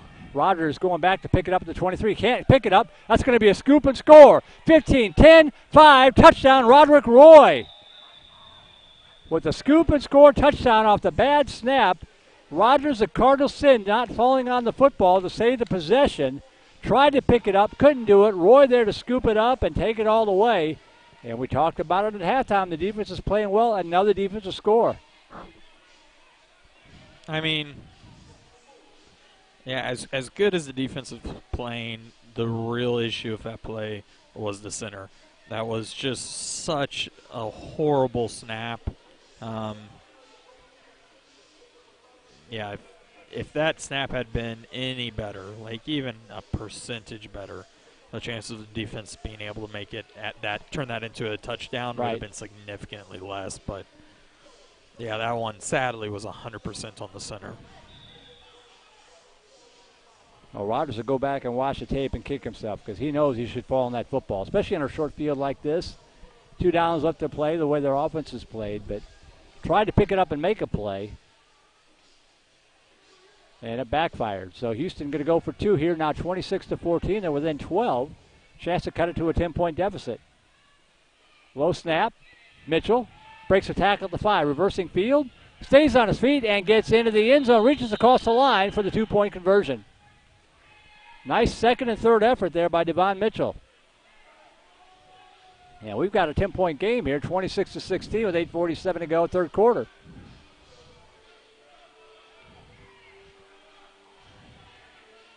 I'm not a math major, but I know there's a big difference between 34-8 and 26-16. That's a 14-point swing. Especially for a game in the third quarter. Yep. San Antonio had Houston on the ropes. And instead, the Armadillos are right back in the football game. It's one of those moments where you have to be extremely careful. You don't want to give Houston any more momentum. They're going to look to suck as much momentum as possible out of that play. Right. But you just can't give it to them because, like you said, it's an extremely close game.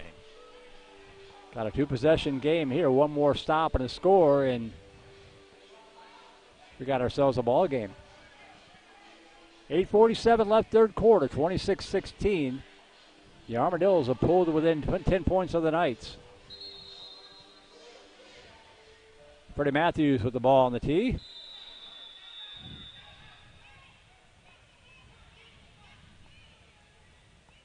Matthews squib kick on the far side, and that's a live football and fielded there at the 14-yard line.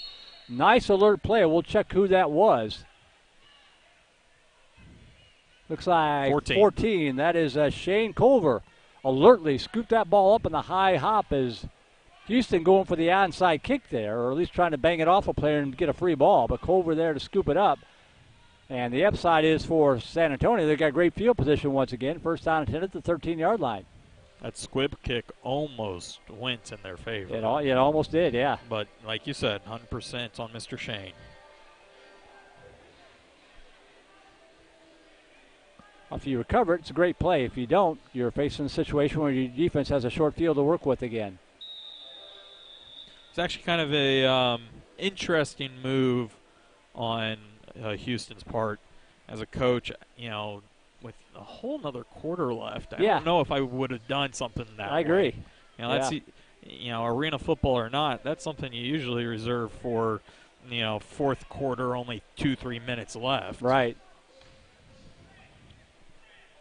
So the Armadillo defense back against the wall here. Knights come out first down and 10 at the 13-yard line after the short kickoff.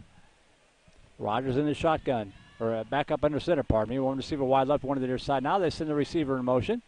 And toss sweep right side. Looking for running room. Head of steam and crashed out of bounds at the 10-yard line.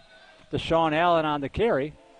Short pickup there of about 3 yards. It'll bring up a second down and 7 from the 10.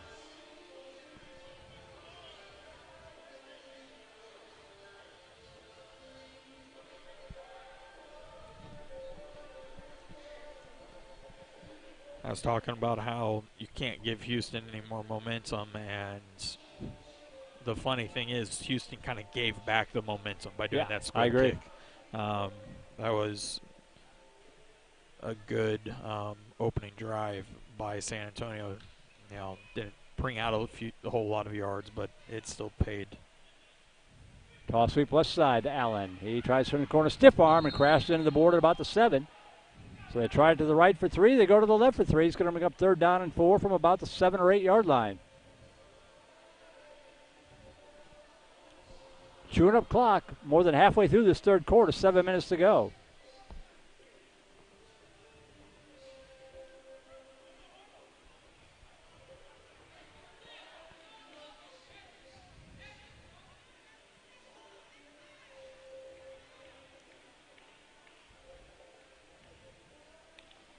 Knights in no hurry whatsoever.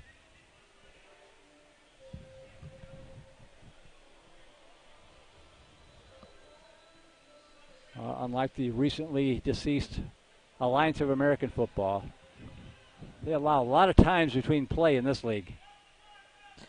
Yeah, it's definitely draining the clock, that's for sure. One receiver wide left, one here to the near side. Dropping back, looking, under pressure. Rodgers buys time, giving ground back to the 20. Stays on his feet to the 15, now fires towards the end zone. Caught, touchdown! Good throw. Clyde Crawford gave him enough time, got lost out there in the back of the end zone, skied up and hauled it in. And Dominic Rodgers just kept skipping around and found a lane and got it to Crawford, and San Antonio answers 32-16. Great patience by the quarterback. He knew that he wanted to get that touchdown that play. He knew that his team could get the touchdown. He held onto the ball just long enough and then gave the direct pass to get it. He threw a rope too, boy. Mm-hmm. A hard roll. 32-16, 2-point conversion here attempt for the Knights. And that's going to be an illegal procedure as Rodgers across the line. You can get a head start, but not that much of a head start, I don't think. I think the receiver in motion. He pretty much run into the back wall before the ball was even snapped. Yeah. A lot of times, we've kind of figured this out last time, you'll see that receiver across the line of scrimmage before the ball snapped. They don't usually call it unless he's the one who makes the play. That makes sense. Or in the case like that where it's just so obvious that.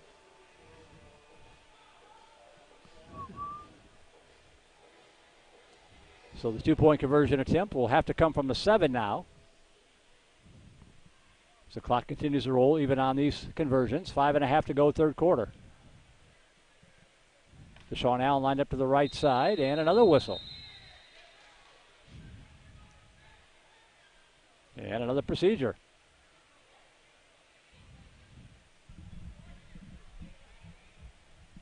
One thing we noticed a couple of weeks ago, obviously the football, a white, kind of resembles a rugby ball.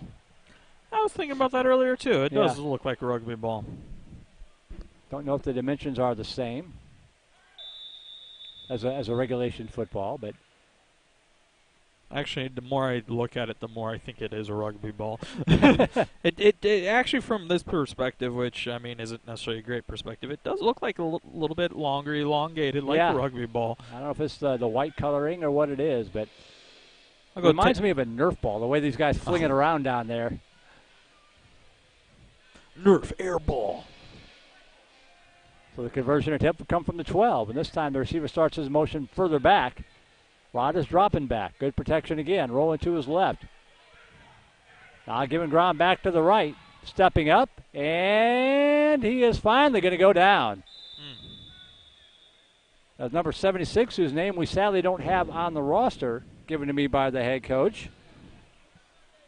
Got a big meat hook in him and wouldn't let go.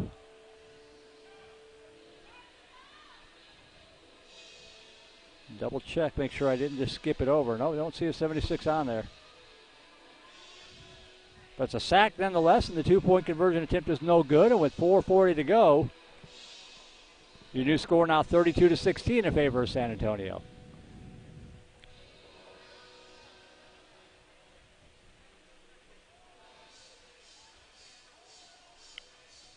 No takers yet on the email, voiceofthevipers@gmail.com.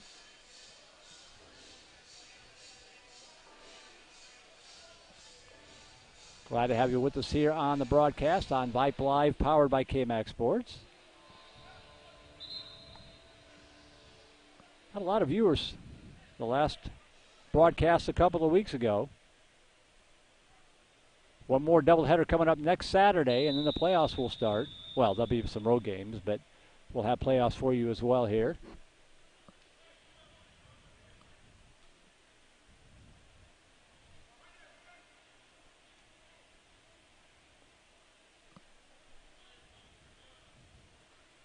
Line drive kick, and that ball is going to be a live ball off the wall, fielded there by Mitchell at the 2-yard line. Up to the 5, and that's about as far as he's going to get. There are 4 white shirts that greet him at the 5-yard line, led by Shane Culver. So first down and 10 for Houston with 4:29 to go in this third quarter. And now tempers start to flare really for the first time this afternoon.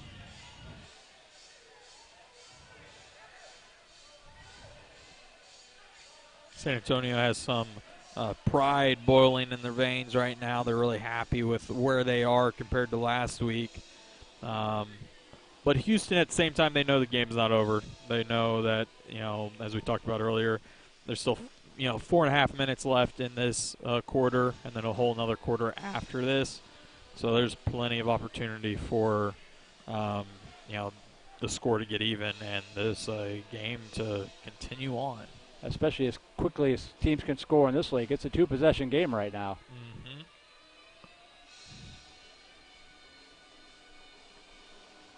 Mm-hmm. 32-16, first down and 10 for the Armadillos. 4:28 to go here in quarter number 3. Boudoir's back in at quarterback. Sends Mitchell in motion to the right side. And that ball incomplete. Tried to get it to Mitchell, and looked like Boudoir's arm may have been hit in passing, possibly by Chad Moore. He had Mitchell open underneath, but the ball just looked a little weird coming out of his arm, out of his hand there. Second down and 10. Clock rolling inside of 4 minutes to go.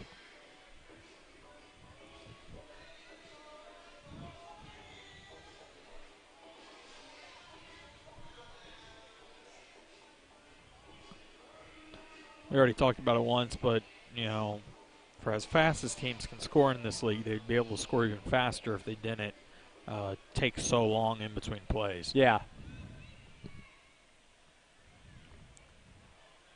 32-16, second down and 10 from just across the 5-yard line. Dropping back, pass over the middle, caught to Mitchell at the 15-yard line, gives some ground and gets it back up to the 17, falls forward to nearly the 20-yard line, 5 yards after the catch. Good effort there by Devin Mitchell and a nice pass by Boudoir. First down, Houston.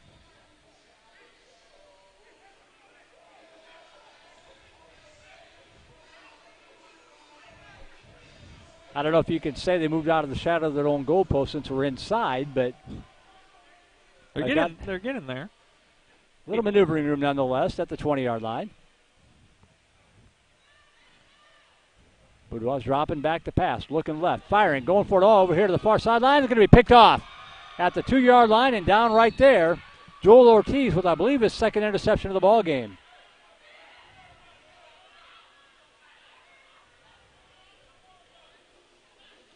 And just as Houston starts to get a little head of steam, another poorly thrown football and a bad decision, as that was good coverage downfield.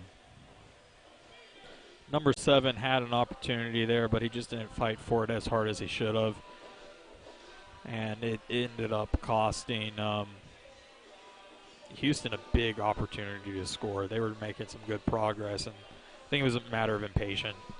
I think the coach wanted to get that extra point on the score or on the board, and so he called for that pass play. And yet again, as we've seen all game long, that's not the type of game you should be playing right now. Just another turnover by the defense, another interception.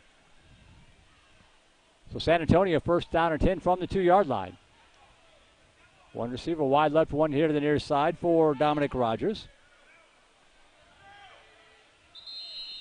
And now whistles blow. I think we're going to have a timeout taken by Houston, I believe.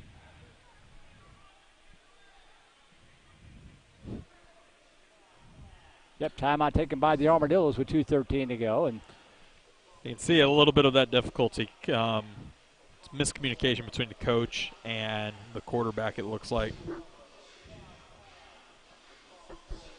Well, we mentioned next week, doubleheaders next week.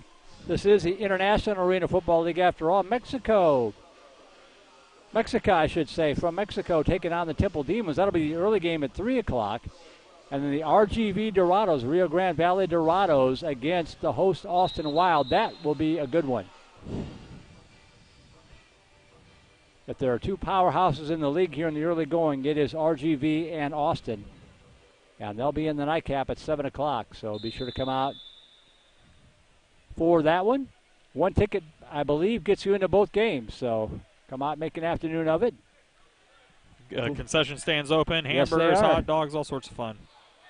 Flag comes down, pass over to the far sideline. That is going to be incomplete. Led the intended receiver too long. That was Jackby Bryson, the intended receiver.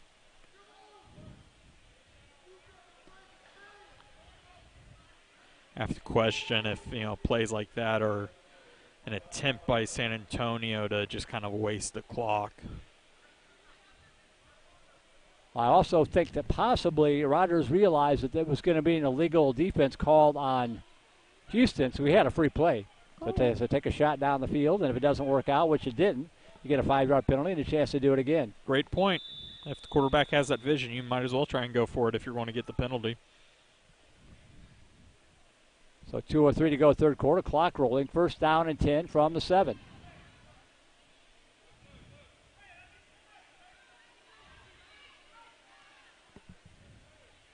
David Ortiz in motion. Rogers, pocket breaks down, buys some time, now back to his left. Scampers up near the line of scrimmage and flung down there at about the 8-yard line. Got back to the line of scrimmage, and that's about it. It looks like they're going to give him about a yard. In on the stop, Jawan Colley and Charles Jammer.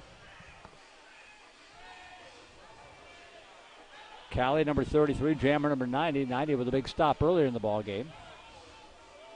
Second down and 9 from the 8. Rogers dropping back, rolling to his left. Got a lot of running room. Gets a block in the corner, the 10 to the 15. And up to the 19, across the 20 to the 21-yard line. I didn't see the number of that truck that sprung him on the corner, but man. Good team play with good yards added.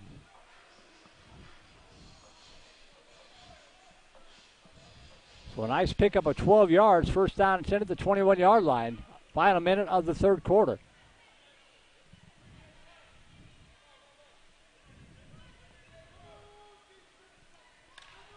Rogers dropping back. Pass over the middle. Dumped it off complete to the 23. Nice open field tackle by Eric Williams. Still digging for more, however, and down to the 23-yard line. Shoes flying, body parts laying on the turf for a 5-yard pickup. Okay, maybe not body parts, but I definitely saw a shoe come off. I felt like I was losing some legs there. I think to me, that's one of the most painful shots to see or have happen in football is those leg shots. They get it off before the end of the quarter. The 5-yard pickup from Brightson. Rolling to his left is Rogers. He's going to tuck it under. Got the first down and more inside the 15 and knocked down at about the 8-yard line. And that's how the third quarter is going to come to an end. So back and forth action. We've reached the end of the third quarter. Your score at the end of 3. San Antonio Knights 32, Houston Armadillos 16. Back for the final 15 minutes of play here in game number 1. IAFL football action on Vipe Live, powered by KMAX Sports. From West Texas all the way to the Bayou and all points in between. I saw miles and miles of Texas. This is the KMAX Sports Network, bringing your teams to you. Socialize with us. Yeah, man, I tell you what, that dang old internet, man, you just go on there and point and click, click, click, click, click, click, click, click. It's real easy, man. On Twitter at KMAX Sports, or catch us on Facebook. Search KMAX Sports. Just another way KMAX Sports is bringing your teams to you.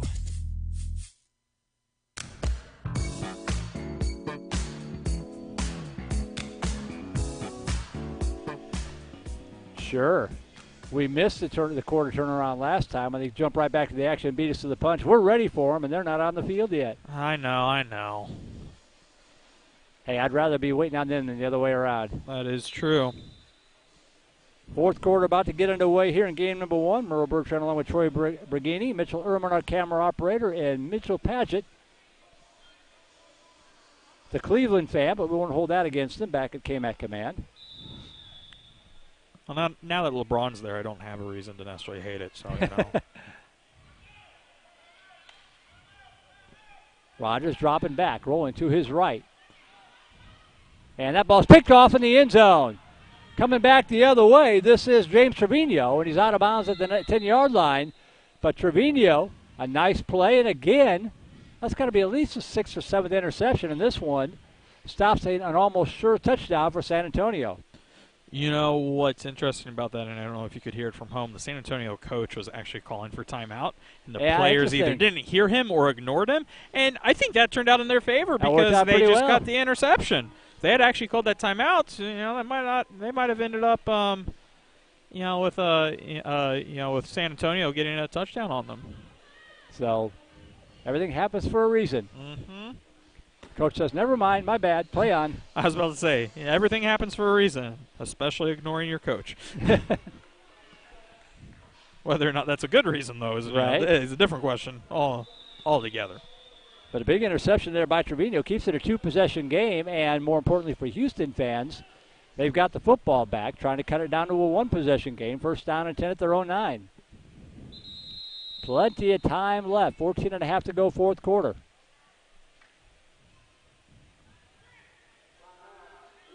And now they're going to call timeout number 2. They burned one at the end of the 3rd quarter. They burned the second one here at the start of the 4th quarter. This is the second time Houston's done this. They did it in the first half, and I've got to question coach's logic. Sure, you've got to get your players together on the right mindset, but you've got 14 and a half minutes left in the game, and you're trailing? I got to think. And again, that's why we're up here, not down there. But do you give up 4 yards that you could probably get back relatively easily, or do you give up a timeout, which you can't get back? Not having that timeout at the end of the first half probably cost them a touchdown. But first game of the season.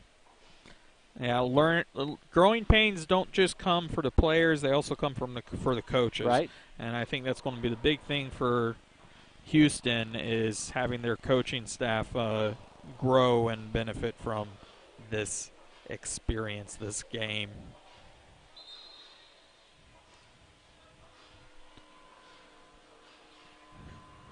So after the timeout, 1st down and 10 from the 9-yard line.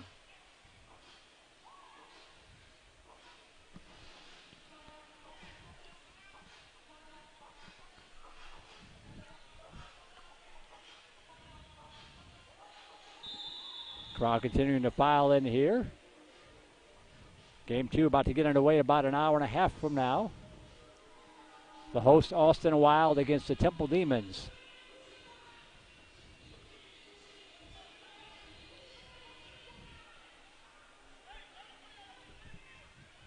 So Boudoir leads them out. 1st down and 10 from the 9-yard line. 2 receivers wide left, 1 here to the near side. Roderick Roy, the running back. Oh, hard snap count draws them off. Free play here. Pass over here to the far side, and that is going to be batted down, almost incomplete. Or almost intercepted, I should say. Clyde Crawford on the coverage, but it'll be a 5-yard penalty on San Antonio.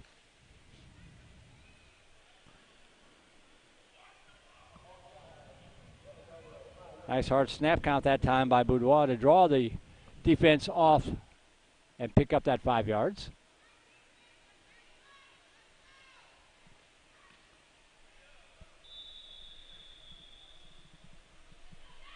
So 1st and 5 from the 14.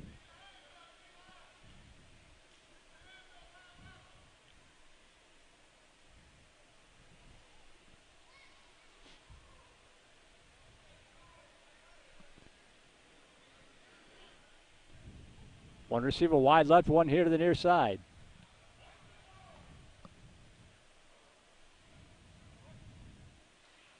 Handoff left side. This is Mitchell.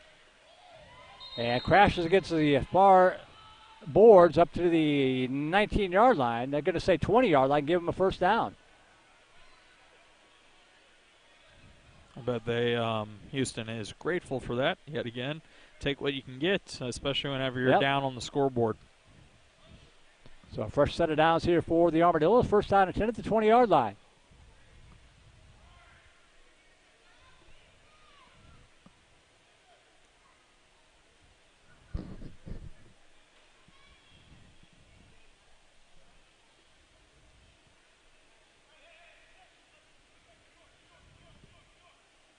Clock rolling, 13 minutes to go in regulation time. 32-16, San Antonio clinging to a 16-point lead. Armadillos trying to cut it in half. One receiver wide left, two here to the near side. Boudoir in the shotgun. Roy lined up to his right side, dropping back. Pressure coming, fires over to the left. They got a receiver wide open to the 10 and shoved out of bounds at the 8-yard line.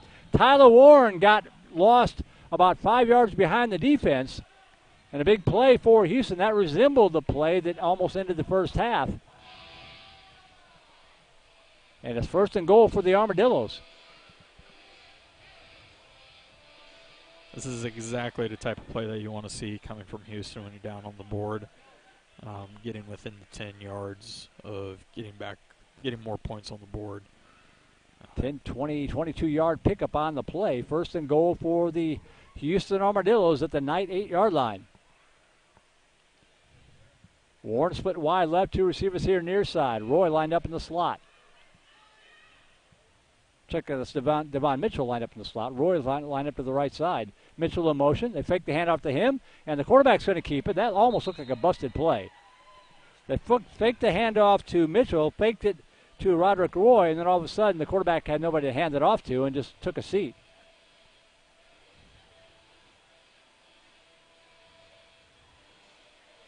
Loss of about 4 on the play. 2nd down and 4 and goal to go from the 12-yard line.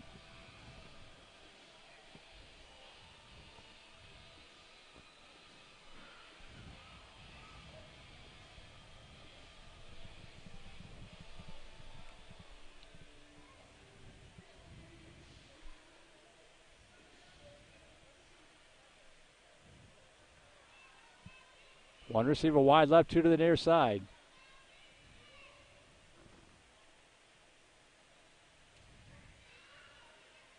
Boudoir dropping back. Flag comes down. Pass towards the goal line is poked away incomplete. Banged it off the official. And once again, Clyde Crawford making life miserable for the Houston offense. But an illegal defense again called on San Antonio. That's an automatic first down. And they're right back almost where they started from. 1st and goal this time now from the 7.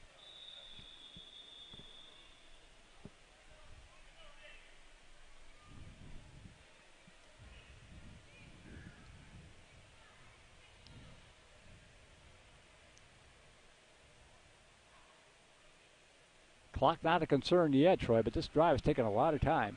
It is taking an extremely long amount of time. By arena standards, especially. Yeah. I think the biggest thing is it's communication problems between Houston. It's communication problems between the players themselves, the players and the coach and the quarterback. So if you're Houston, if you're going to take this much time, you want to punch it in and take advantage of it at least. Boudoir in shotgun, dumps it off underneath here to the right side, complete to Roy. Down to the 5, hurdles it down inside of the 5. They crash into the barriers here. And it looks like they're going to give him the 3-yard line, so about a 4-yard pickup, second and goal from the 3. Nice little U-shape starting to form in that section of the barrier. Battle of the bulge down there. The officials pulling it back into play. Look like sort of hard plastic construction barriers adapted for use here. Some foam padding in front of them.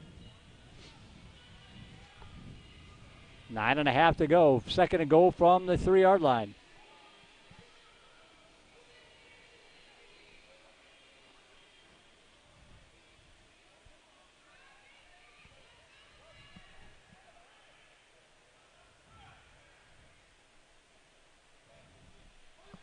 This time it's Mitchell in at quarterback, and he makes the first man miss, spins inside, down to the goal line, into the end zone, touchdown. Just what Houston was looking for. This is going to be a good stamina boost for them. We're now within 10 points, and they still have a chance to convert on some extra points also. Could put within a 1-point game if they can complete, or a 1-possession game if they can complete this 2-point conversion. But that's what Mitchell gives you. We talked about it in the first quarter, the shifty feet. Hasn't had a lot of success throwing the football, but he got it done that time with his legs. The biggest thing for Houston will be once they gain possession of the ball again, they can't have a long drive like they just had. Yeah, they just basically burned, the first 6 minutes of the quarter, and by the time they get the ball back, they probably aren't going to have 6 minutes to burn.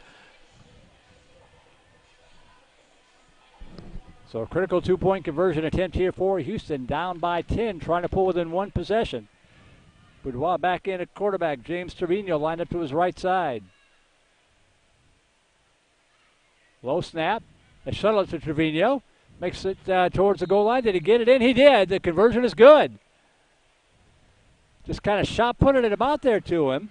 Joel Ortiz was locked up on him, but Trevino too strong, drug him into the cross the goal line. And with 8:29 to go in regulation time, we've got ourselves a 32-24 game.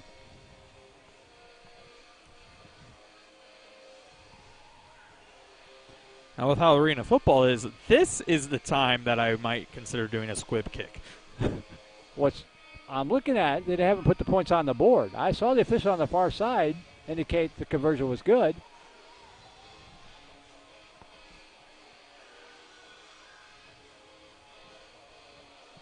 But they still show 32-22 on the scoreboard. Oh, well,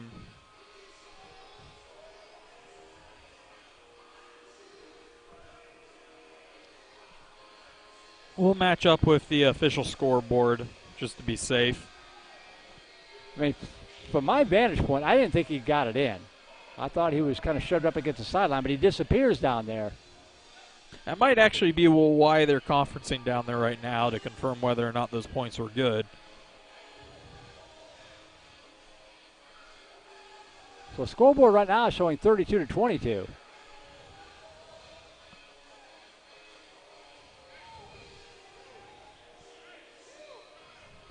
I hear people shouting score.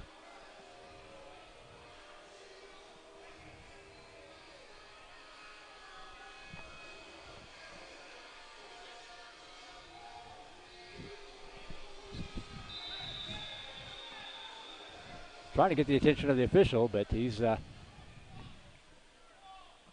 paying any attention to me, and why should he? Yeah. Line drive kick, and that's going to sail out of bounds, and it'll come out to, I believe, trying to remember where they spot that at. I think it's the 5 or the 15.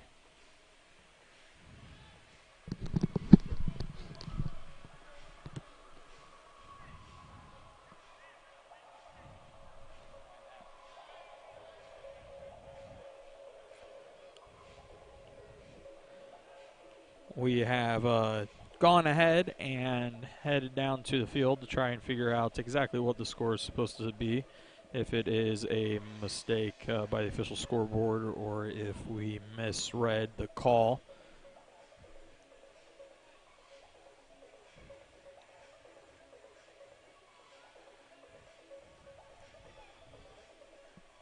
I was talking about earlier how San Antonio is probably considering and should continue to consider just burning the clock. You don't want to do something fancy like we've seen a lot earlier where it was interceptions happening because you're trying to make long passes for the touchdowns. You want to avoid that, especially in a situation like this where we're within a one-play game. Merle is back, and what was the decision, Merle? It is good. So 32-24, they just have there. They corrected on the scoreboard. There we go. Shuttle pass here to the near side out across the 25 and drugged in very near a horse collar. Tackle made by Eric Williams as he racked up DeMonte Fisher. Pulled him down from behind. So it is 32-24. The conversion attempt was good. Just took him a while to get it up on the scoreboard, and it's a one-possession game. Well, I'm glad to know that our scoreboard is right now. Yeah, that's right. I don't like having doubts in our scoreboard. They can doubt their scoreboard all they want, but I want our scoreboard to be perfect. It hasn't been, but, That's all right. So first down and 10 for the Knights, trying to answer in a one-possession game. 7:15 to go regulation time. First down at the Armadillo 23. Handoff right up the middle. Bouncer to the outside of the 20, to the 15, to the 10. Hit and knocked down to the 6-yard line. Saving a touchdown was Eric Williams, but not before Jamal Eggleston with a big carry all the way down to the 6-yard line, 17 yards on the carry. That was a nice little clothesline, tackle there.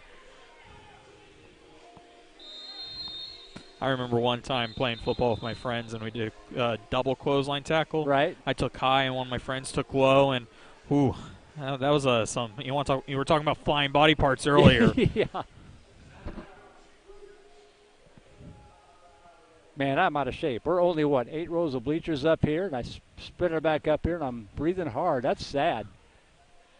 Time out of the field. Sadly, Merle, I think it's less than 8 bleacher rows. I was kind of hoping they couldn't tell. Oh, well, they can't tell. I just decided to, call you out. Okay, thanks for that. You're welcome. Man, with friends like these. I'm just trying to motivate you. Get yourself in shape. Come on, man. We want to see you outs on the field. Yeah, no, you don't.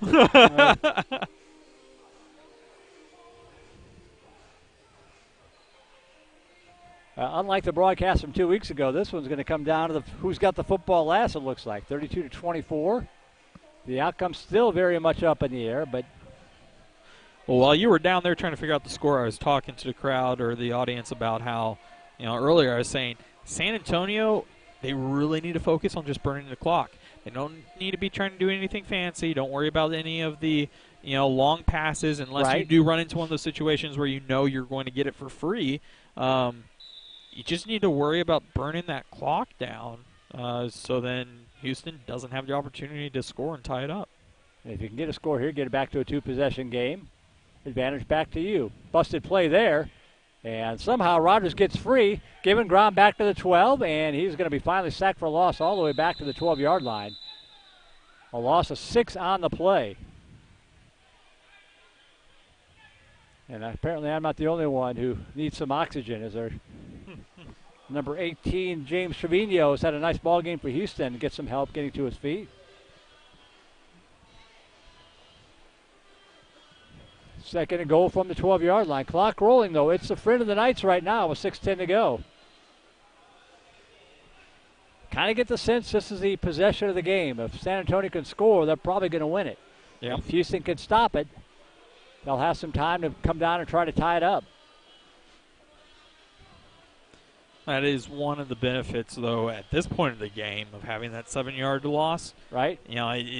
It's a loss, but it's kind of the equivalent of just taking a knee. You'll lose the down, but you're also burning time on the clock. Burning that clock, that's right. 5:38 to go. Second down and goal from the 12. Eggleston comes in motion, lines up to the right side of Rogers. Rogers rolling to his right, flag comes down. And Rogers spins inside the 10, still pushing the pile forward and knocked down to the 6 back where the drive started, but we'll check this flag.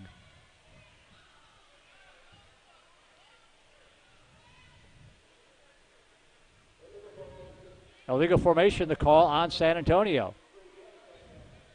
Not sure if that had to do where Eggleston wound up kind of running in place or what, but instead of 3rd and goal from the 6, it's going to be 2nd and goal from back at the 17.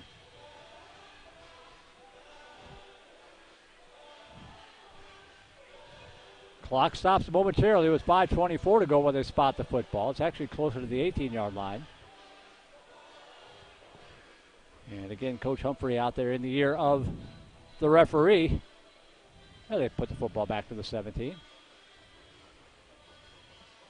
It's that UT math. 12 plus 5 is 17.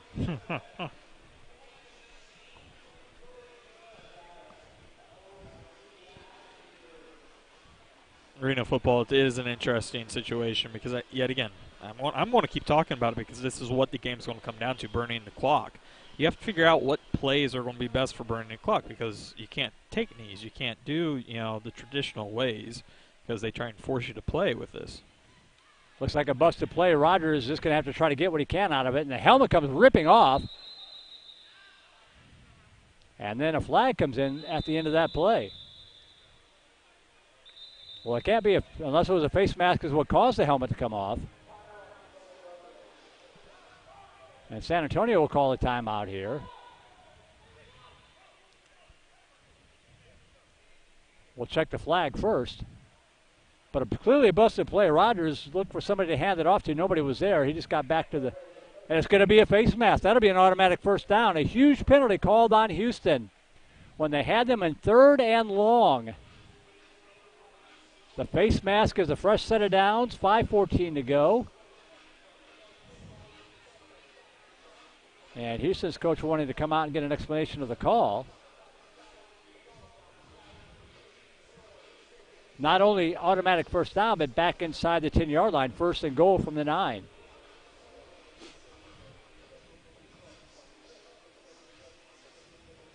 So that, as they say, changes everything. There's one way of burning the clock. Yeah. Pull a penalty that gets you reset the first.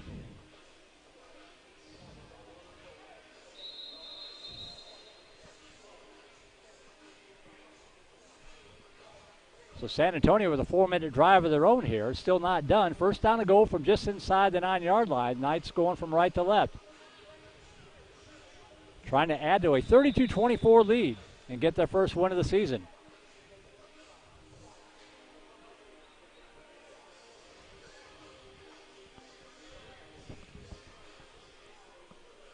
Jumped out to a 26-8 lead. But Houston's been creeping closer ever since. Rogers up under center. To receive his wide right, one to the near side.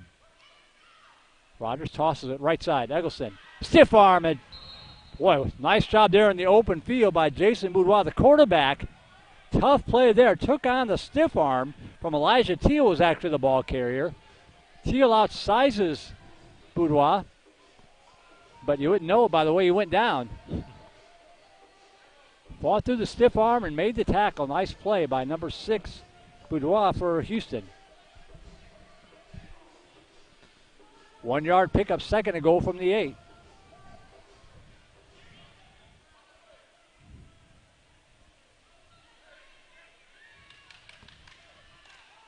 Eggleston in motion. Flag comes down. And they're going to blow it dead. They're going to blow it dead right here.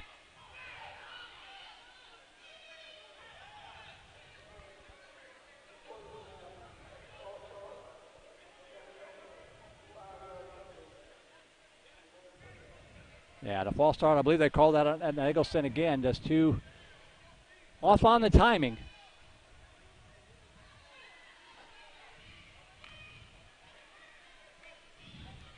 That pushes the ball back to the 13-yard line. Hasn't been the cleanest game down the stretch. Just as San Antonio thinks that they've gotten a nice, clean, fresh breath of air in their first down penalty, they counter themselves with a penalty. You don't want to see that type of sloppiness in a game, especially this close to the end. Eggleston taking his time, this time approaching the line. He does so. Pass right side, and it is, in and out of the hands of Boudoir that time. Dangerous pass through into a lot of traffic. Incomplete. That could have been the game changer. Yes, it could have been. Houston was looking for, yet again, ball control needs to be a big focus in practice this coming week, especially for Houston before their actual regular season if their league starts. We talked about the coaches being a lot on the field. Both coaches lobbying the referee right now. On a third down, a goal from the 13-yard line, one in each year. Eggleston comes in motion. Dropping back, Rogers under pressure. Dumps it off underneath here to the near side. This is Teal. Up the far sideline, crashes into the boards to the 9. Fumble, the ball came out. Houston says they've got it. No indication yet from the official. Still no indication.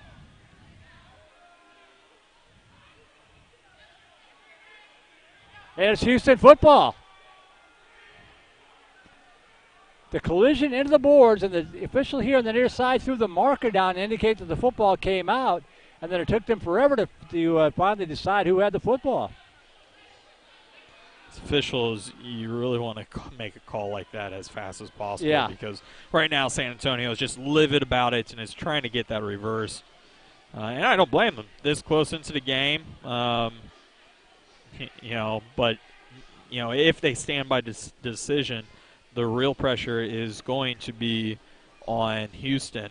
Like we were talking about earlier, their last drive to score took them 6 minutes, and they've only got 3 minutes on the board. It's exactly like I said. They don't have another 6 minutes to burn to get a touchdown. They got to make sure and do it faster if they want to tie this game up.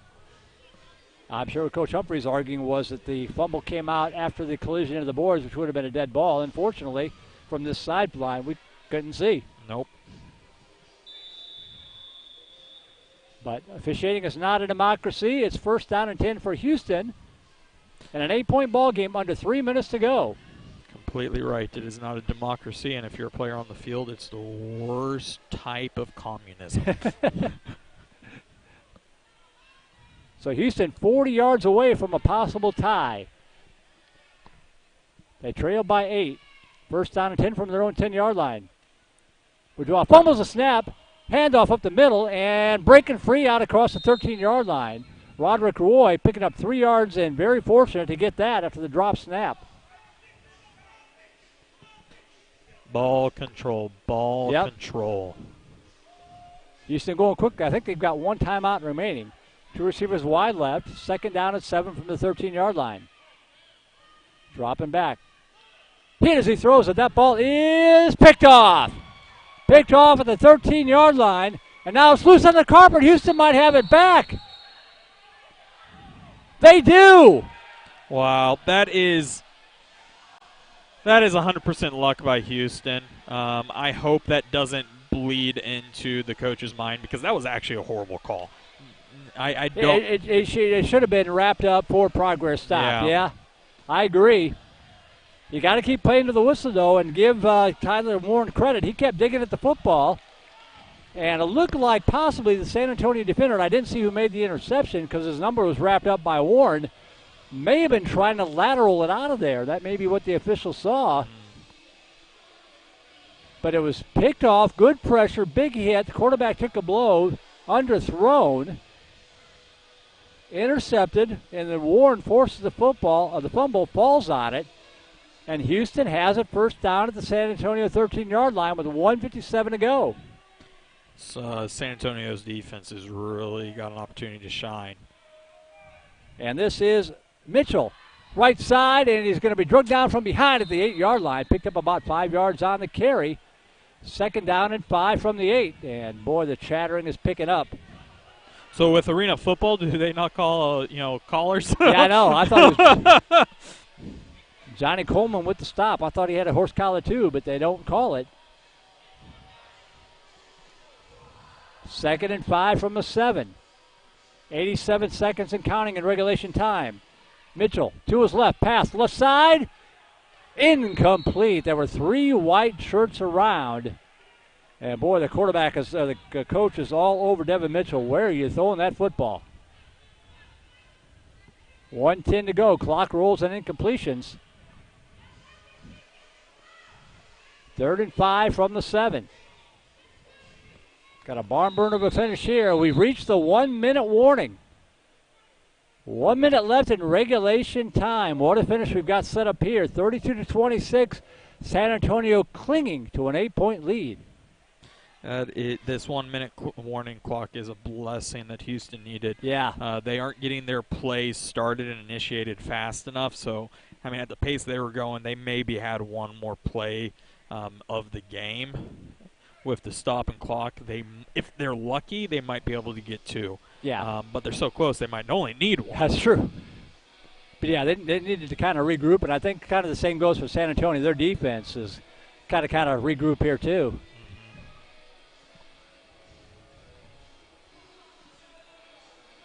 For San Antonio, you make 2 more plays, you get the win. If you're Houston, you've got 7 yards to pick up. And then a 2-point conversion to try to get after that. And that is the one thing we haven't seen a whole lot in this game is them getting the 2-point conversion. That's true. So there is a chance that might be what wins San Antonio the game. Mitchell to his left. Now reverses field to the right. Still keeps it alive to the 10. To the right. Oh, runs right into, holy cow, runs right into big Jason Flores, who takes up a lot of space. Had a little help there by Brightson. Beautiful contact, beautiful hit, and that is great momentum for San Antonio. This is the ball game right here. 4th and goal from the 10-yard line. 34 seconds. Boudoir back in at quarterback. Dropping left, firing left. Incomplete. Had him open, threw it too low. Tried to get it to Tyler Warren on the slant pattern. If he hauls it in, it's a touchdown. It's going to be a turnover on downs instead, I believe, and San Antonio's going to survive. Just rushed the pass. He had Warren open.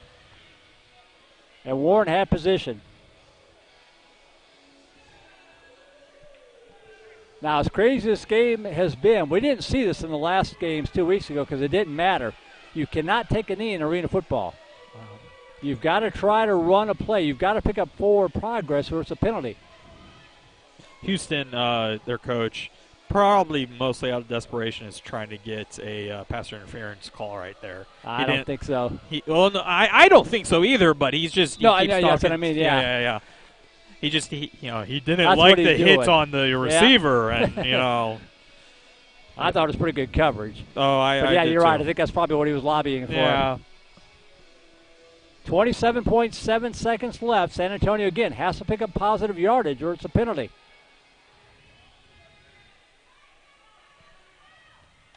Ryder's in at shotgun, and he'll just run it himself up the far sideline to the 15 to the 20 and falls forward down to the 22-yard line. And that's probably going to do it.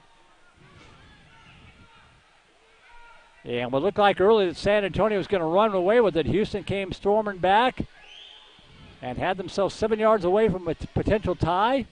But it looks like the San Antonio Knights are going to get their first one of the season here as the clock reaches 0 right now, and that's going to do it. 32-24, your final score. San Antonio gets the first one of the season to improve to 1-2 on the year, and Houston in their first game of the season will drop to 0-1.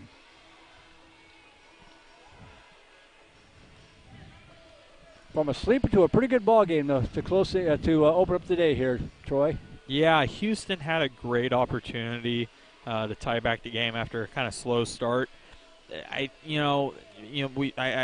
2 things I talked most about, and I'll just say one more time in closing: ball control for both teams, right? Ball control, but Houston specifically, first game of the season, they have to get their communication down better. There was a lot of discussion on the field between coach and players and other players. They just weren't getting coach wasn't calling the right plays, and the players were arguing about it. Sometimes the coach would call a play, and the players would misunderstand the play or misunderstand routes. And I really think that's what cost them the game, or at least could have been a close. It was a close game as is, but an even closer game is. They need to get their communication down for regular season play and their actual division play. and that will help them go a lot farther. Just communication between the players, coach, and better call playing by a coach. Yeah, it's basically an exhibition game for them, so they will learn from this and move on. You go back to that again. I talked about it a couple of times. That first half when they were out of timeouts, knocking on the door, ran out of time at the 1-yard line, and turned out to be a one-possession game. So that could have been the difference right there. So, yes, sir. In any event, 32-24, the final score. San Antonio improving to 1-2. Houston dropping to 0-1 on the season.